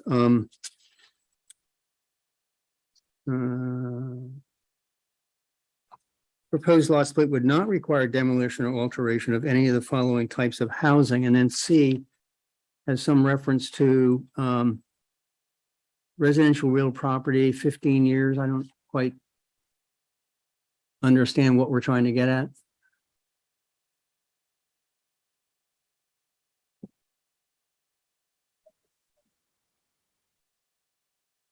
Thank you. Yes, this is again straight out of the statute. And the point here is to make sure that someone does not pull something off the market by benefit of the state statute and therefore evade the preceding requirements that protect rental housing. So let me see if I can put that more clearly. So there's protections built into SB 9 for housing that's been used for tenants and that is otherwise, protected. Okay. This makes sure that they don't use this statute referenced here to get out of the rental market and then turn around and divide up the property. And then would that be then the same thing for D? Yes. And would that be 3 continuous years, or if they rented for 1 out of the 3 years, would that qualify? Anytime in the last 3 years. Anytime in the last 3, okay. There's a definite effort to preserve rental housing stock. Okay, and the bottom of that page, at the last sentence, beginning with, or a structure or constructed in the same location to the same dimensions as existing legally created structure, does that include height? We have historically interpreted to mean, the dimensions to include height. And this is a similar standard in the ADU state law, and we have a similar standard in our ADU ordinance, and that's how we've interpreted it. Okay.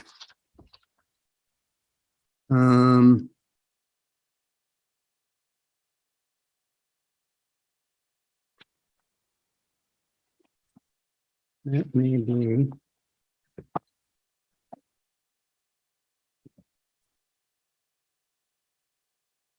I think that's all of my questions at the moment. All right. Sorry to take so long.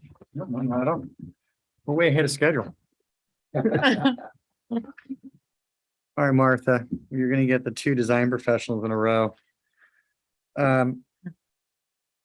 So the one thing, could you explain what a high quality transit corridor means? Do we have anything like that in our code? So, or anything in our town that would preclude anybody from not putting parking in? The state statute refers to a definition in another state law. And my understanding, and Ann, correct me if I'm wrong, is that in order to be a high quality transit, during commute hours, you need to have headways of 15 minutes. And it also includes a rail station, such as a BART line. But if it's just a bus stop where a bus goes through once an hour, that would not fall under the definition of high quality transit.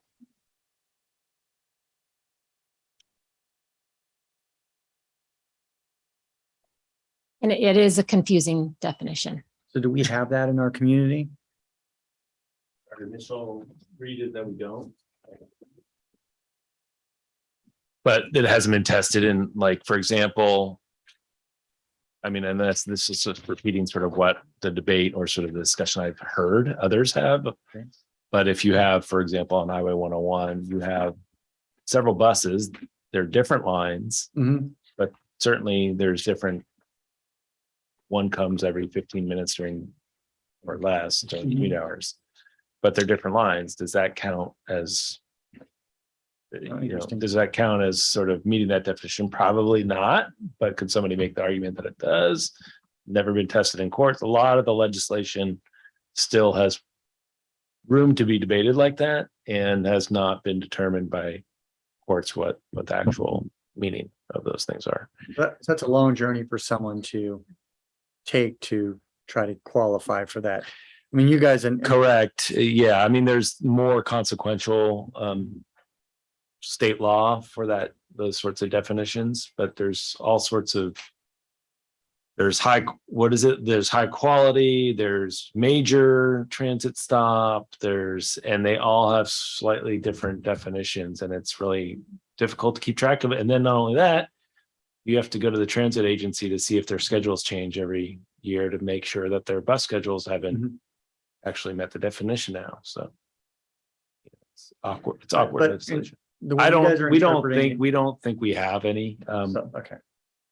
So our first analysis when these things are coming through is they're gonna have to provide parking for these units. Yes. As far as we could tell, there's nothing that would qualify. All righty, and then why is there a lot split and then a development where you can do 4 units and then 2 units and 2 units? I don't, like, you don't have to actually do the lot split to get to 4 units, right? So I'm a little confused on what you can actually build, to be honest with you, reading through it. It sounded like originally when I read it, like the lot split, you can keep like one house with the current development standards of R1, let's say, and then your lot, if it was, you could build a 1,200 square foot house if it met the development standards, or an 800 square foot by right. So yes, 4 feet from the back and the if you- side, but it seemed like there was only 2 units, and now the graphic you put up was 4 units. And then the definition of duplex threw me off too, because is a duplex 2 buildings on 1 lot, or do they have to be connected?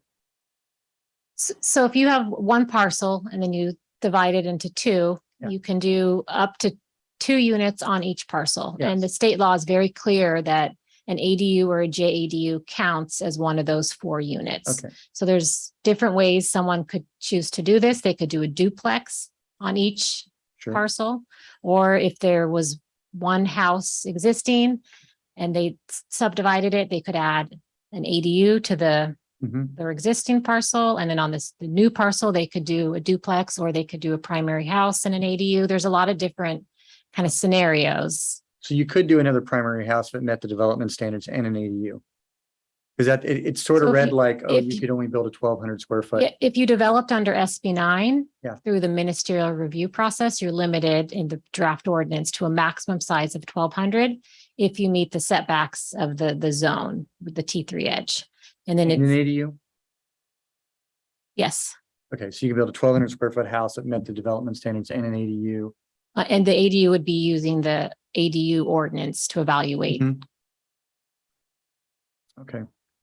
And is there any reason for someone not, I mean, to not divide? Because there's provisions for people not to do the lot split, but still get the 4 units, or?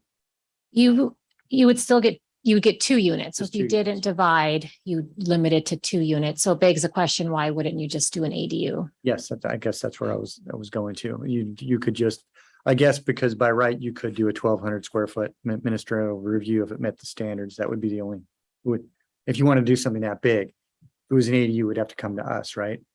Yeah, yeah, for over 1,000. anything over 1,000 requires design review for the ADUs, correct? And then my last question would be, if you have an existing house, and you divide the lot, you have to divide that lot so you have the setback requirements and the design standards, I would imagine. So you're not, Oh, for your existing, you actually can create a non-conforming. as long as it met the fire code. Right. Yes, and it would be, the application would be reviewed by the fire department, a lot split application. But we've had a few of our lot splits where they've resulted the parcel size being less than the minimum parcel size for the zoning district, or now the primary house doesn't meet the required rear yard setback. So that has come up. Yeah. Okay. That's it for me. I would now like to open up comment to the public. See, we have a gentleman here who would like to speak. Please state your name. Good evening.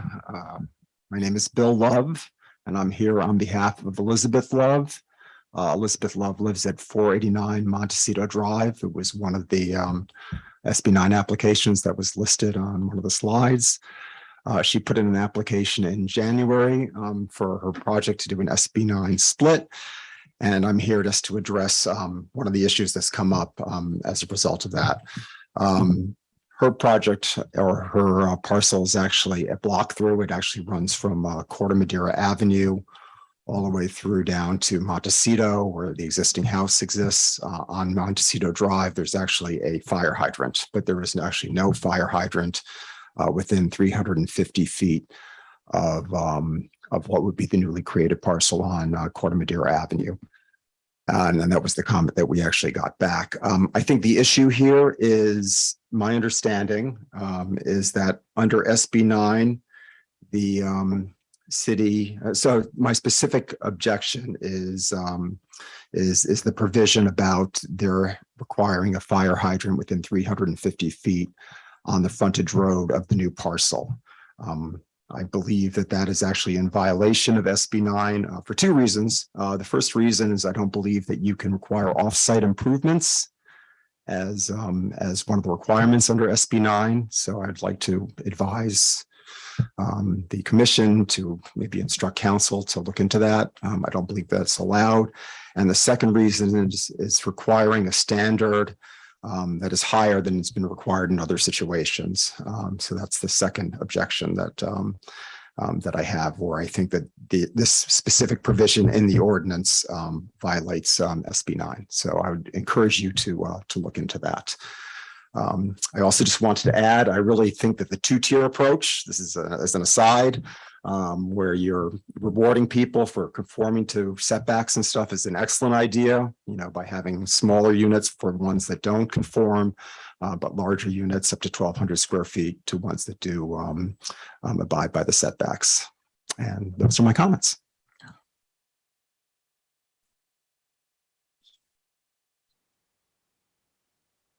Tracy, do we have any hands?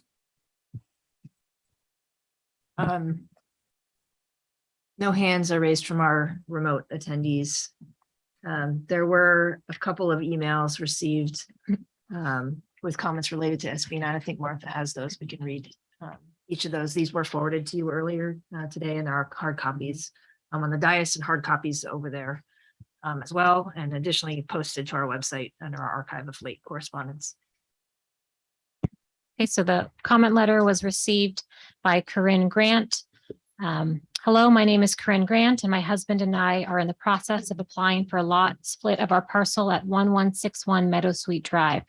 As you can see from the table attached to the staff report, our lots will be approximately 1.2 and 0.8 acres under the 60-40 split rule. I also noted that of the 8 requests submitted so far, many will also have fairly large parcel lot splits. It is unfortunate that in its current form, SB9 does not take into consideration large lots such as ours in the 60/40 split rule, as I would have preferred to have subdivided off a smaller lot. I am writing to agree with the planning department recommendation of a 1,200 square foot building size rather than the current 1,000 square foot max. It really allows for a 2-bedroom, 2-bath home with an office space.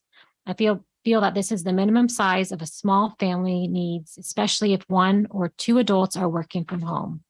Since SB 9 doesn't take into consideration larger new lot size, by adopting 1,200 square feet, this would allow a modest family home to be built on large lots, while smaller lot splits would naturally not be able to build 1,200 square foot buildings due to setback rules.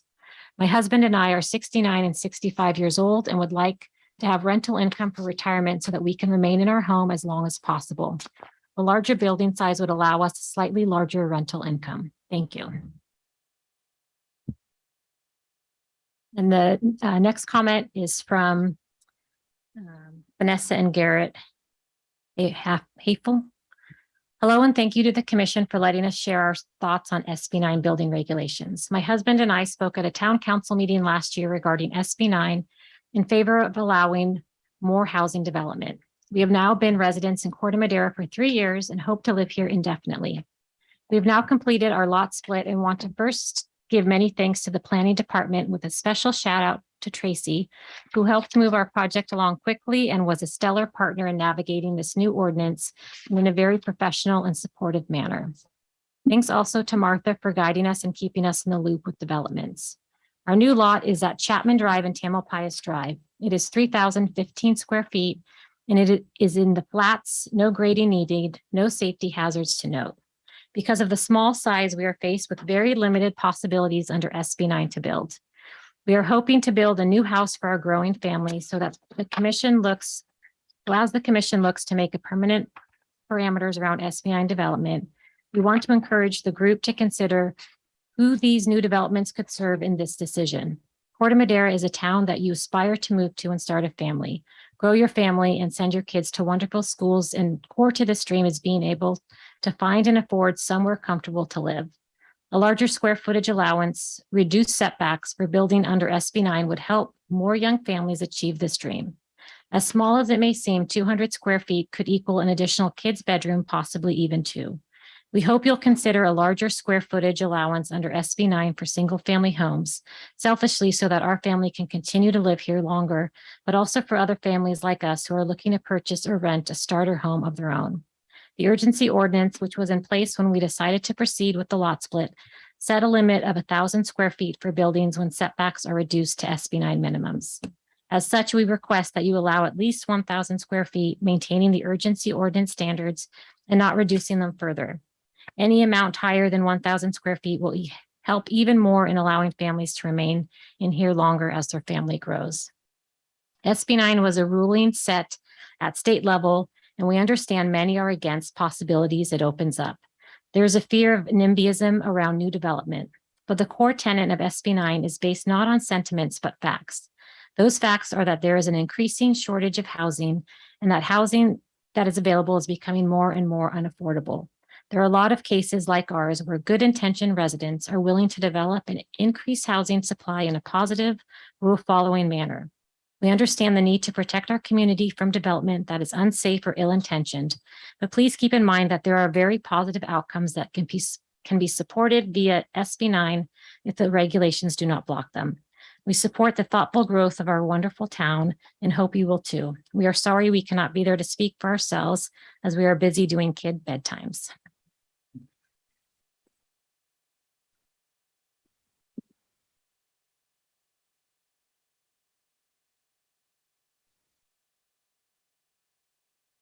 Yeah, the third one was just for the last Yes. item. Okay. Any more hands up? Yes, there is an additional hand up from Rosa. Go ahead and unmute yourself. Thank you. I'm Rosa Thomas, and I'm a Corte Madera resident.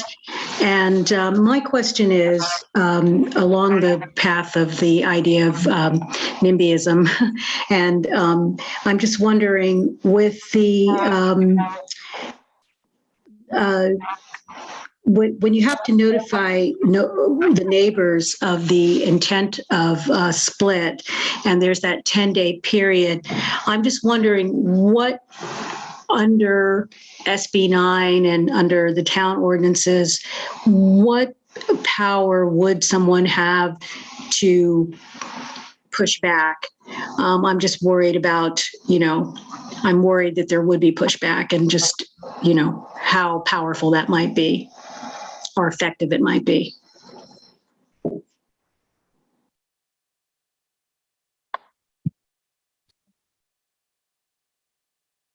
So to answer that question, the notice that is mailed out is clear that it is a ministerial application and that the application is being reviewed for conformance with objective standards, which is required by state law.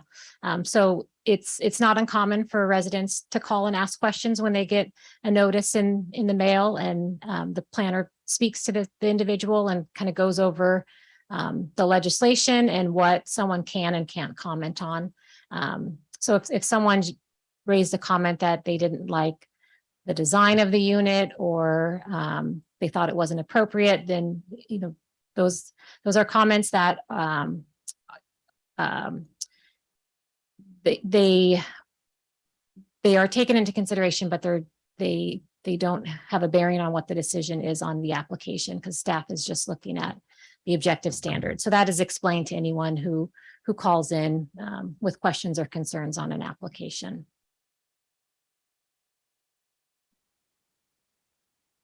I think that's the procedure we would follow, but I mean, just to be blunt, there wouldn't be any impact on the staff's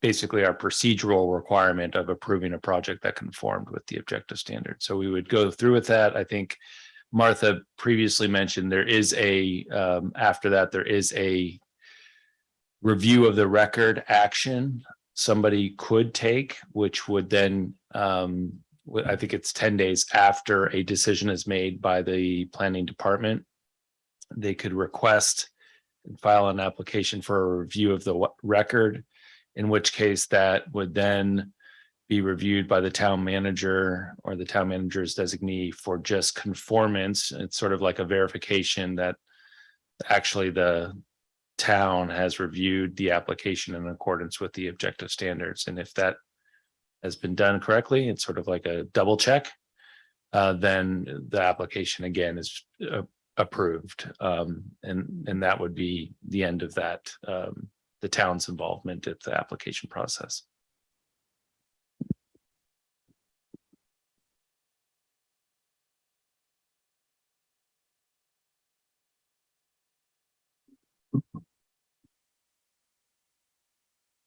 I don't see any additional hands raised. Okay. Or we, guess we can start our discussion here. I had a simple question before we get into that. Can I ask a question? On some of these bigger lots, thank you. On some of these bigger lots that are zoned because they're in a sloping area, is there any possibility in the future for these landowners to get subdivided the traditional way, or do you think that these overlay districts are baked? It seems like there's a lot of opportunities for moderate sized lots. Some of these are multiple acres and could provide a fair bit of more housing than just the SB 9. And I think what Commissioner Rizzo is speaking to is there's a hillside land use capacity district, which precludes many lots from being subdivided. And this district is applied to steeply sloped lots. And so there are a couple of properties that submitted an SB 9 lot split application that are in this capacity district and have been precluded in the past from subdividing their property. So SB 9 provided a mechanism to subdivide a property which previously was unable to because of existing town regulations. It's unlikely that the hillside land use capacity would be removed. In the future, could potentially be modified or evaluated, but it's, was put in place for a reason, and those reasons still exist. And I also, once someone does an SB9 lot split, regardless of how big the parcel's size is of what's being created, they cannot do another SB9 lot split. So the state law limits you to only one SB9 lot split. Mhm. Does that answer your question? And what percent, I'm just curious, I might not have it like in front of you, but how steep of a hill does it need to be for it to be in that kind of district? Because I've built in districts before like that where they actually allow you to, and this is nothing that will happen this year, but they allow you to kind of divide the lot into a buildable area, and then you kind of divide it, and that's how they do their calculation, saying that, okay, I'm not going to build in this area because it's too steep, but we've got these other two areas that are pretty nice sized pieces of property that are developable. So, and if it's an undeveloped parcel Yeah. that's steeply sloped, you can develop a residence on that parcel. The code is clear about that. What it precludes is from a parcel being subdivided into two. And there is a formula in the Hillside Land Capacity District where you evaluate the different areas of the parcel based on what their slope is. And then you end up with a percentage, and it needs to, I don't know the exact numbers, but you need to meet certain standards in order to subdivide the lot. Okay, so it's virtually impossible to do a lot, to split those lots. And the only reason I ask is to give options to some of these landowners that seems to be there might be a more opportunity. Locked in. Yeah. Yeah. I think, I think the issue right now, right, obviously what the SB9 does is allow these people who have not been able to subdivide at all, at least to get one more lot. I think you're referencing potentially it could be 5, 6, 7, 8 lots or something like that with some of these very large parcels. And some of them at some point they're I think the minimum lot size in some of the R1C and R1B districts is pretty large as well. So you'd run up against maybe some of the issue with the underlying zoning districts with minimum lot sizes. And then two, you're right. I don't think we have the history going back into actually the analysis that was done to put certain parcels into this Hillside Land Capacity District in the first place, exactly what that analysis and criteria was. But I think the ones that we've seen or I'm familiar with, or at least are pretty steeply sloped lots. And it wasn't sort of certainly it passed the arbitrary test a long time ago, but it certainly looks like there was a good analysis done just from looking at a map and then trying to match that with the steepness of lots. I don't know if there was a specific percentage and how that was determined, but I think it was determined probably average slope over the entire parcel, which to your point, there may be some pieces of parcels that could work, but there are other things as part of that Hillside Land Capacity District, such as like grading to get to those pieces of a lot, tree loss, things like that, that are also embedded in that district that I think were also policy objectives and goals that you'd have to think about and contend with if that's still relevant or not. Just trying to get more units. Thank you for answering my question. I guess now we'll close public comment and move to commissioners speaking and giving their thoughts on next steps. May I start with you, Dr. Mundy? Yeah, I was thinking the same thing as Jim in regard to that hillside capacity, but it seems like SB9 is solving at least the issue that primarily has come up for some of those homeowners. So it seems like it probably is not worth pursuing at this point. In regard to the comment Mr. Love made, that it sounds like they're proposing to do a development on Corte Madera Avenue which is next to other existing developments there that probably also don't meet that standard of being within 350 feet of a fire hydrant. So, I think we may want to look at making an exception to that, or maybe deciding that we need to put in more fire hydrants for fire protection, because that really is up in the wooey, and that may be something the town would want to look into, dealing with. But I think it would be unfair to have them meet a standard that the existing homes that are there are not meeting. The only other comment is that I think we're here to make sure that Corte Madera ordinances are in compliance with SB 9, so that we don't end up, getting sued in court over having something on the books that doesn't go with the state. So I think a lot of the issues that we've been asking about and are coming up, our hands are sort of tied. And, so I support approving the ordinance or the ordinance changes. Margaret? I think, going back to a point that Dan made earlier, that I think that there should be some kind of time frame where if someone granted a lot split, they are required to develop it.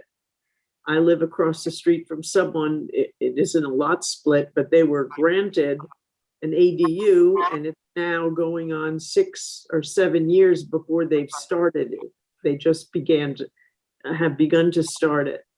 And it's just not fair to have people get this grant, which they can then sell the property for and probably, make promises of this special grant having been given to them, or having gone through the process of SB 9, and then not do anything to develop it, or develop it piecemeal, or develop it very slowly because they've run out of money. I think there needs to be some kind of time frame that people need to meet. I also would support and any enforcement, any kind of fire safety issues that go on. A lot of these big lots are on the hills, and any kind of fire safety issue that needs to be put into place, I support wholeheartedly. The other thing that kind of disturbs me about one of the comments that was made is this idea of not notifying neighbors, or being afraid to notify neighbors of plans. I think we all have to take a step back and look at the fact that we live in neighborhoods. That's what Corte Madera is about, neighborhoods, and knowing your neighbors, and having your children play with the neighbors' children, and being part of a community. And we have a community center, we have a town park. We're supposed to be part of each other's lives. This isn't a business community. This is a home, a place where people have their homes and raise their children, and we live in neighborhoods, and we need to notify our neighbors of what's going on. And being afraid to notify your neighbor, or trying to get things passed, without notifying your neighbors, or being afraid of things like that, I think that's a real shame. And I think it doesn't fit the character of what we've all come to like in Corte Madera. There's one part of the language in that I was reading, and I'd like someone to consider it. Chapter 18.31A, 010, under purpose. The last sentence there talks about the general plan and ensure sound standards of public health and safety. And what I would like added there is and environmental sensibility.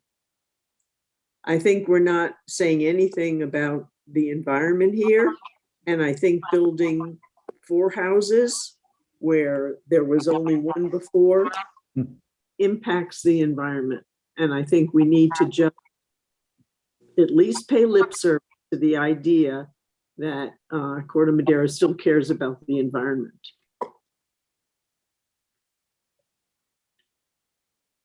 I support, or I don't support making units bigger than 1,000 square feet. And I certainly don't want the lower, certainly don't want anything to be given any idea that they could. I believe in 22 feet high, the height of 22 feet, but I understand that the town has a 30 feet height limit. And so I don't want to see anything taller than that.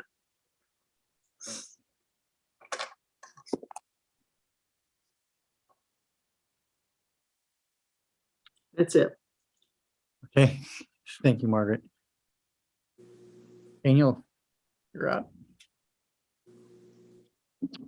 Yeah, well, I think it makes a lot of sense to combine, move this into one section along with ADU.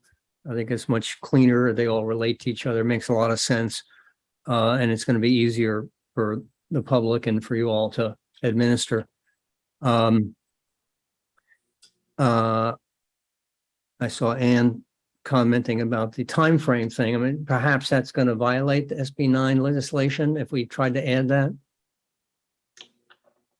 Would not violate any explicit provision. However, it would be unusual in that it's something we don't impose on non-SB 9 projects. And I would hesitate to impose additional burdens on SB 9 projects.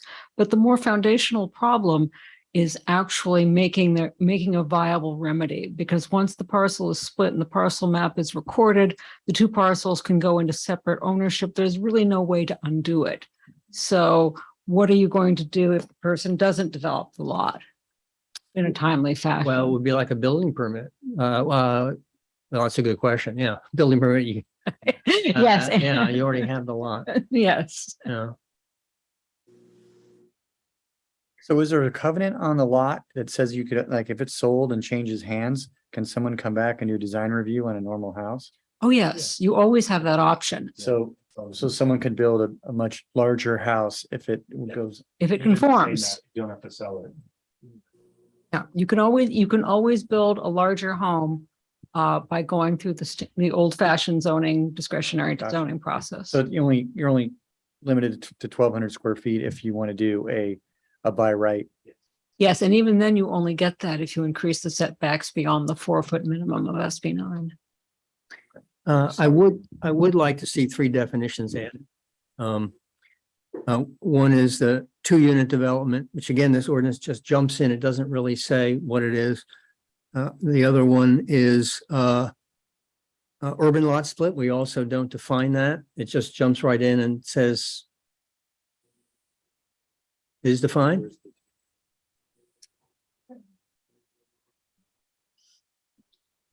Not in my version. Urban lot splits defined in section 4. And, You got to go to the state bill, the one that was written. or no, it's in the ordinance. Is it in the book? Yeah, on page 3 of the exhibit A to attachment 1. Page.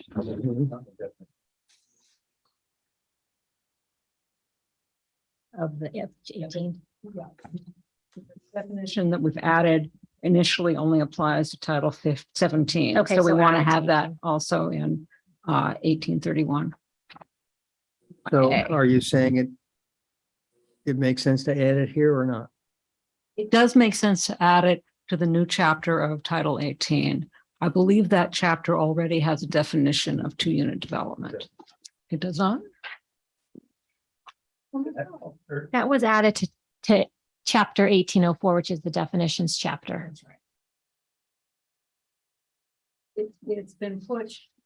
It's put in the early part of Title 18, so it is there and it applies throughout the title, not just to Title 31A. I mean, just Chapter 31A. It is in there. What section? Do you remember?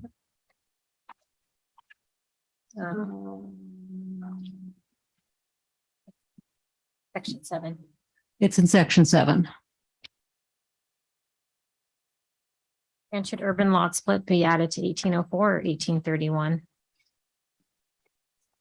Yeah. Okay. I think it is. What is, yeah. Well, I can't find it, but that's okay. Yeah, in 1831A.030 definitions. If you go to flip the page, there's 2 more definitions on the next Oh, page. okay, Urban lot split is located there. okay. And the 2-unit development is somewhere else? So if you go before, earlier, section 4 of the ordinance defines it. But we are also, you make a good point that we should, I'm sorry, where was 2-unit? Sorry, 2-unit section 7. I'm sorry. I'm getting confused. This is a little bit of inside baseball, but we're amending 3 different titles in this ordinance, and we want to make sure that the same definitions are applying throughout. So in the case of the urban lot split, we have the definition in both the subdivision ordinance and in Title 18, because the Title 18 has the processing rules. And then for 2-unit ordinance, we have at the beginning of the subdivision title, the zoning ordinance. So it applies throughout Title 18. That makes Okay. sense. So the only other one, and I don't know, it's just me maybe, but newly created lots, when I first read that, I didn't think that the existing lot was one of the newly created lots. And so again, it took me a while to understand that. So anyway, but I do support essentially all of the suggestions of this ordinance. Is staff okay with some of the suggestions on? I think though, we're talking about the definition, adding newly created lots definition to 1831A.030, which would clarify that newly created lots means both lots that are created by the lot split, urban lot split. We could add that. Yeah.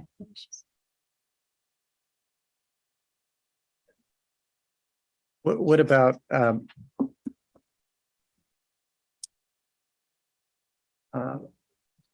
Margaret's comment about environmentally sensitive development? And do we have a definition of that in our? I don't think that this is more of, I don't see any reason why we can't add that if the commission thinks that's a good recommendation. It's in the purpose section, so it's not. Yeah. Sort of don't need to define it. That's one area of the code that is a little bit more. We say descriptive. Like Flex- aspirational. But right. Yeah, I would support that. And I don't know about you guys, the limits on constructability, I know it's a tough one, because if you split a lot, I don't know if you really can force anybody to build on it. I like the idea of doing that, but I've seen it when there's a permit in place, like it's something, and maybe there's something in the, I don't know if there's something in the code now once you have a permit.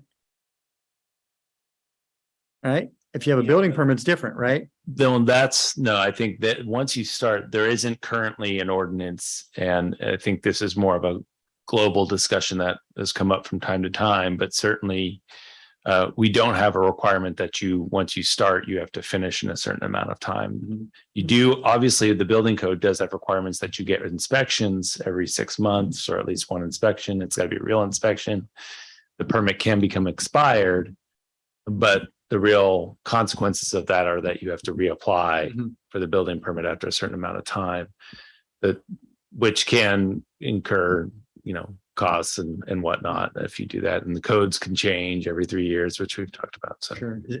Are there talks of putting a limitation on the amount of time to build? it's been discussed. It's certainly has been an issue, and one that Commissioner Bandel is very much aware of, across from her home. So yes, but it certainly has come up, and it's just has, there's a lot of, I think it just hasn't, risen to the top of the variety of different policies that we want to tackle. I think there are some, obviously, like anything like that, when you look at Tiburon, which Anne is very familiar with, and sort of the extra layers of sort of review and sort of what you end up with when you go through those processes. There's a lot to think through. I just would say that, but it certainly could be agendized from a town council if the town council wanted us to sort of move that to the top of a list. Certainly something we could do. And yeah, I would just leave it there. Definitely so. Nobody wants to live next to construction for 10 years. Once it started. So it looks like we've got three things we'd like to add: the environmentally sensitive language. We also will want to consider, do we want to increase the request that we increase the notification to the neighbors to a certain time frame, or Margaret's? So the notice does go to everyone within 300 feet of a project site, and there is a 10-day notice period. That aligns with everything else, right? It aligns with all of the noticing that the Yeah. town does. So it's not, okay. And just because if comments are received, then there may be a delay in when a project is, a determination is made. So all comments that come in and concerns, are. I think the goal of that, we really at least want clarifying questions so people to understand the project, during that noticing period. If we get comments from neighbors, at least they have an understanding of what is being proposed. And if there are questions about that, we can answer those. But, we would, as quickly 10 days after that, if we believe the project meets all the standards, we would approve it. And oftentimes too, neighbors will come in and look at the plans if they want to know more about it. So that's not uncommon. Okay. So we've got three options here. Can we adopt this with these minor resolutions? These minor modifications? Yeah, so you're that we're talking making about? a recommendation to the town council, so you can request these revisions and to be added to the draft that goes before the town council. So your motion would include the changes that are being made. Would anybody like to make a motion? I just want to clarify something, Martha, the changes to the language that could you tell Yeah, so us the changes again? The changes is under the purpose, adding an environmentally sensitive development. And then it's adding a definition of newly created parcel to lots to chapter 1831A. And those are the only changes I had. Was there another one?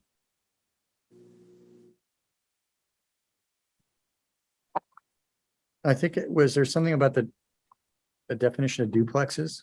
But I guess you guys, I don't think that didn't come up.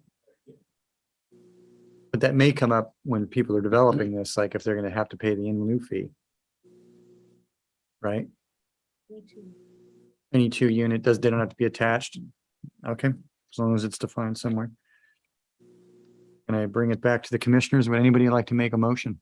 I'll make a motion. For the Corte Madera Planning Commission, resolution number 22-014. Is this correct? That's okay. A resolution of the Planning Commission of the Town of Corte Madera recommending that the Town Council adopt an ordinance amending sections 17.21.015, 17.21.040, 18.02.090, 18.04.803, 18.08.040, 18.13.070, 22.03.030, and adding chapter 18.31A to the Corte Madera Municipal Code to comply with Senate Bill 9 with the addition of adding the comment about environmental concerns, as well as the issue of the definition of lot split or Newly newly created. created lot. Yes, okay, that's it. We hear second? Second. Big gang Hit the button. Commissioner Kenny, Internet delay cost of Aye, for. Commissioner Bundy, Yes. Vice Chair Rizzo, Yes. Commissioner Bandel, Yes, and Chair Chase, absent. Thank you. I just want to compliment Martha. That was a lot to get through. And Martha, as usual, but I don't want to take it for granted, has done a really thorough and well-explained, understandable, terrific job.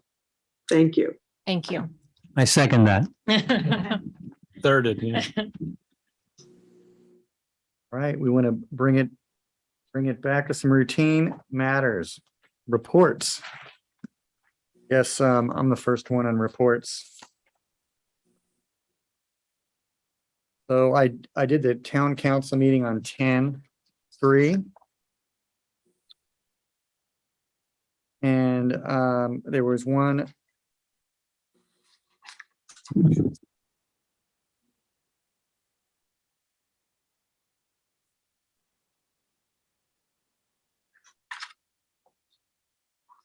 There was one public comment. Of course, we need more dog park benches. So we need more dog park benches. Dog park comes up like every meeting. To say if that's what we're talking about, well, I think we're doing pretty good. Okay. And then there was a bit of a little report on an insurance update. I'm having a hard time pronouncing her name. Doreen Steed, was it? Anyway, she just gave an update on how they're working with all the different jurisdictions, local, regional, and state on how to better insure people in the fire and in the flood zones and all the other sort of nuances that our communities have. And they feel like they're going to have a comprehensive report finished by the end of January. Everything on the consent calendar was approved.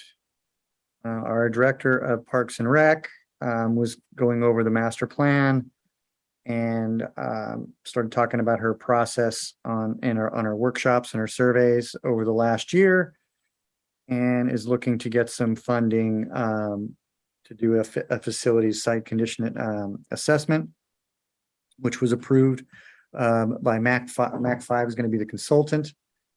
They're going to do a few things. They're going to do an assessment of costs and priorities of maintenance. They're going to put a matrix together so we can make decisions based on some facts. Additional, they're going to go ahead and reach out to the community one more time after we get some of the facts in place, and then put up an action plan that our council can take a look at and vote on where they want to spend the money. A few other items had to do with some pay increases, recreational aid, and also some of our department heads had some salary increases. And there was a little discussion on electrifying Marin buildings and how do we respond to the grand jury's report and approval for our responses. But there wasn't that much content on it. We moved real quickly through it. So that was my meeting, and I think there was a meeting after that. Does anybody have another town council meeting? Yes, I took the meeting on October 18th. And most of that meeting was about Parks and Rec. There was a discussion about, or report about the different community events that have gone on this past year. And there was a lot of discussion about summer programming, including enrichment for children, both sponsored by Corte Madera and also contracted. Other people came in and ran enrichment programs. All in all, and this was kind of impressive, throughout the summer, there were, in all the youth camps, there were 640 campers. And they came not only from Corte Madera, but from surrounding towns and Marin County. And in the contracted adult programs, there were, so far, I guess, 200 participants. And there were some plans for the future, the rest of this year. There was a business item. The business items were discussed and voted on. And then there was a discussion about the Corte Madera Parks and Rec wanted to work on a scholarship program, which included scholarships for adult programs. The purpose of, they give scholarships now, but this would be a more formal kind of program and process that people went through to get scholarships. And the purpose of that would be to be able to serve a wider group and also to be able to solicit donations. But I thought the most important part of the whole meeting was the announcement that that day they had had the first concrete pour on the new town hall. So I thought that was the best part of the meeting. Thank you. I guess Martha does Martha give the planning report now?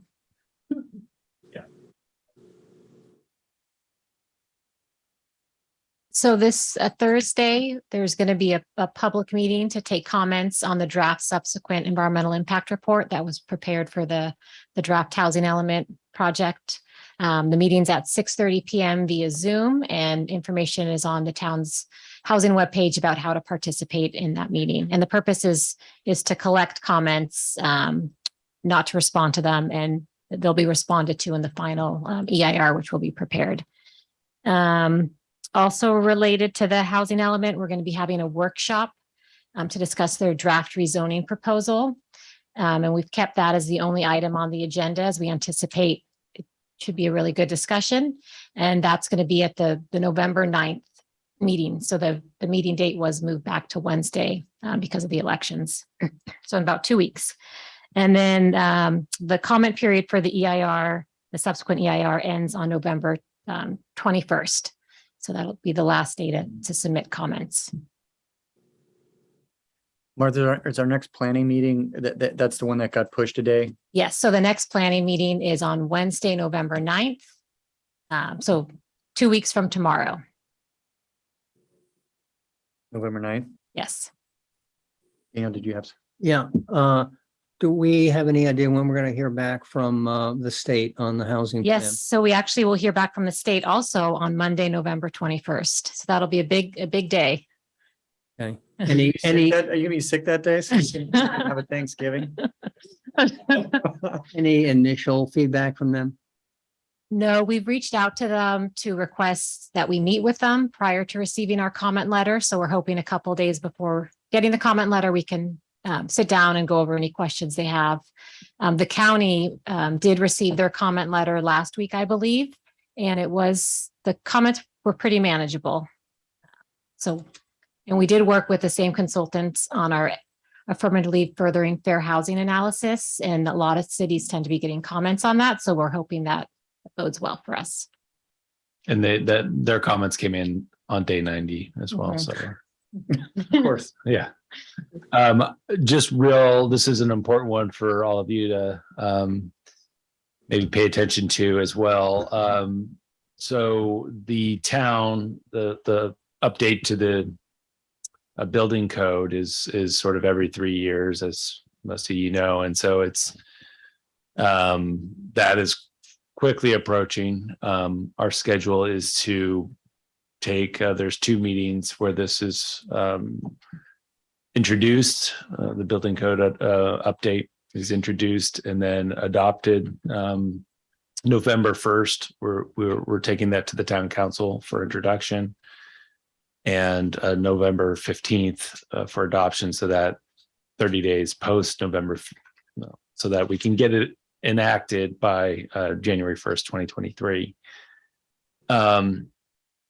One thing that is a little bit different this time around is that staff will be proposing reach codes that would require any new building, commercial or residential, to be all electric.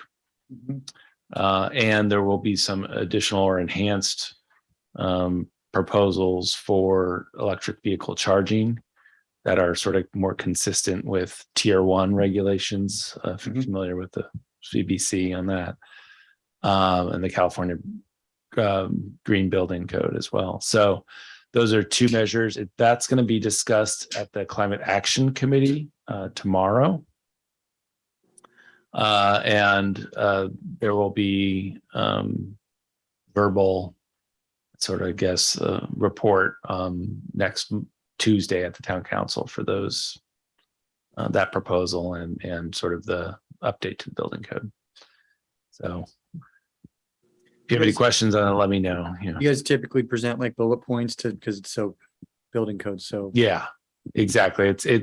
Well, so I mean, I don't even know what I don't the think- word for it is, but there's a it's staff report complex. we have. So the staff report will be out by Thursday, hopefully Friday this week for the town council meeting next Tuesday. Again, it will be a discussion about there's already a staff report out for the Climate Action Committee meeting tomorrow. That sort of goes over what's in the reach codes. Primarily, there's not going to be a tremendous amount of discussion on the update to the building code just because Sure.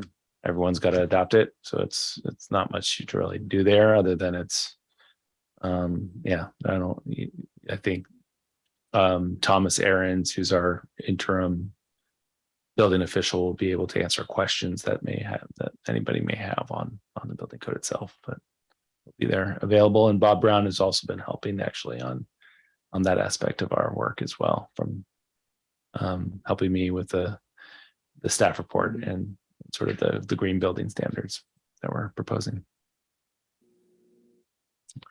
That's it. Yeah. A lot going on.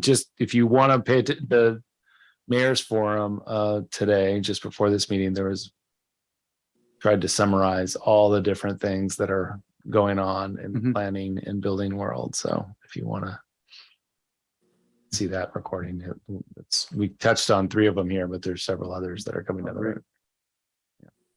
Well, thank you. Yeah. We have some meeting minutes from September 13th and September 27th. Do any of the commissioners have any corrections to any of those meeting minutes they'd like to propose? Move to approve. Second. Second, All in favor? Aye. Aye. Meeting adjourned.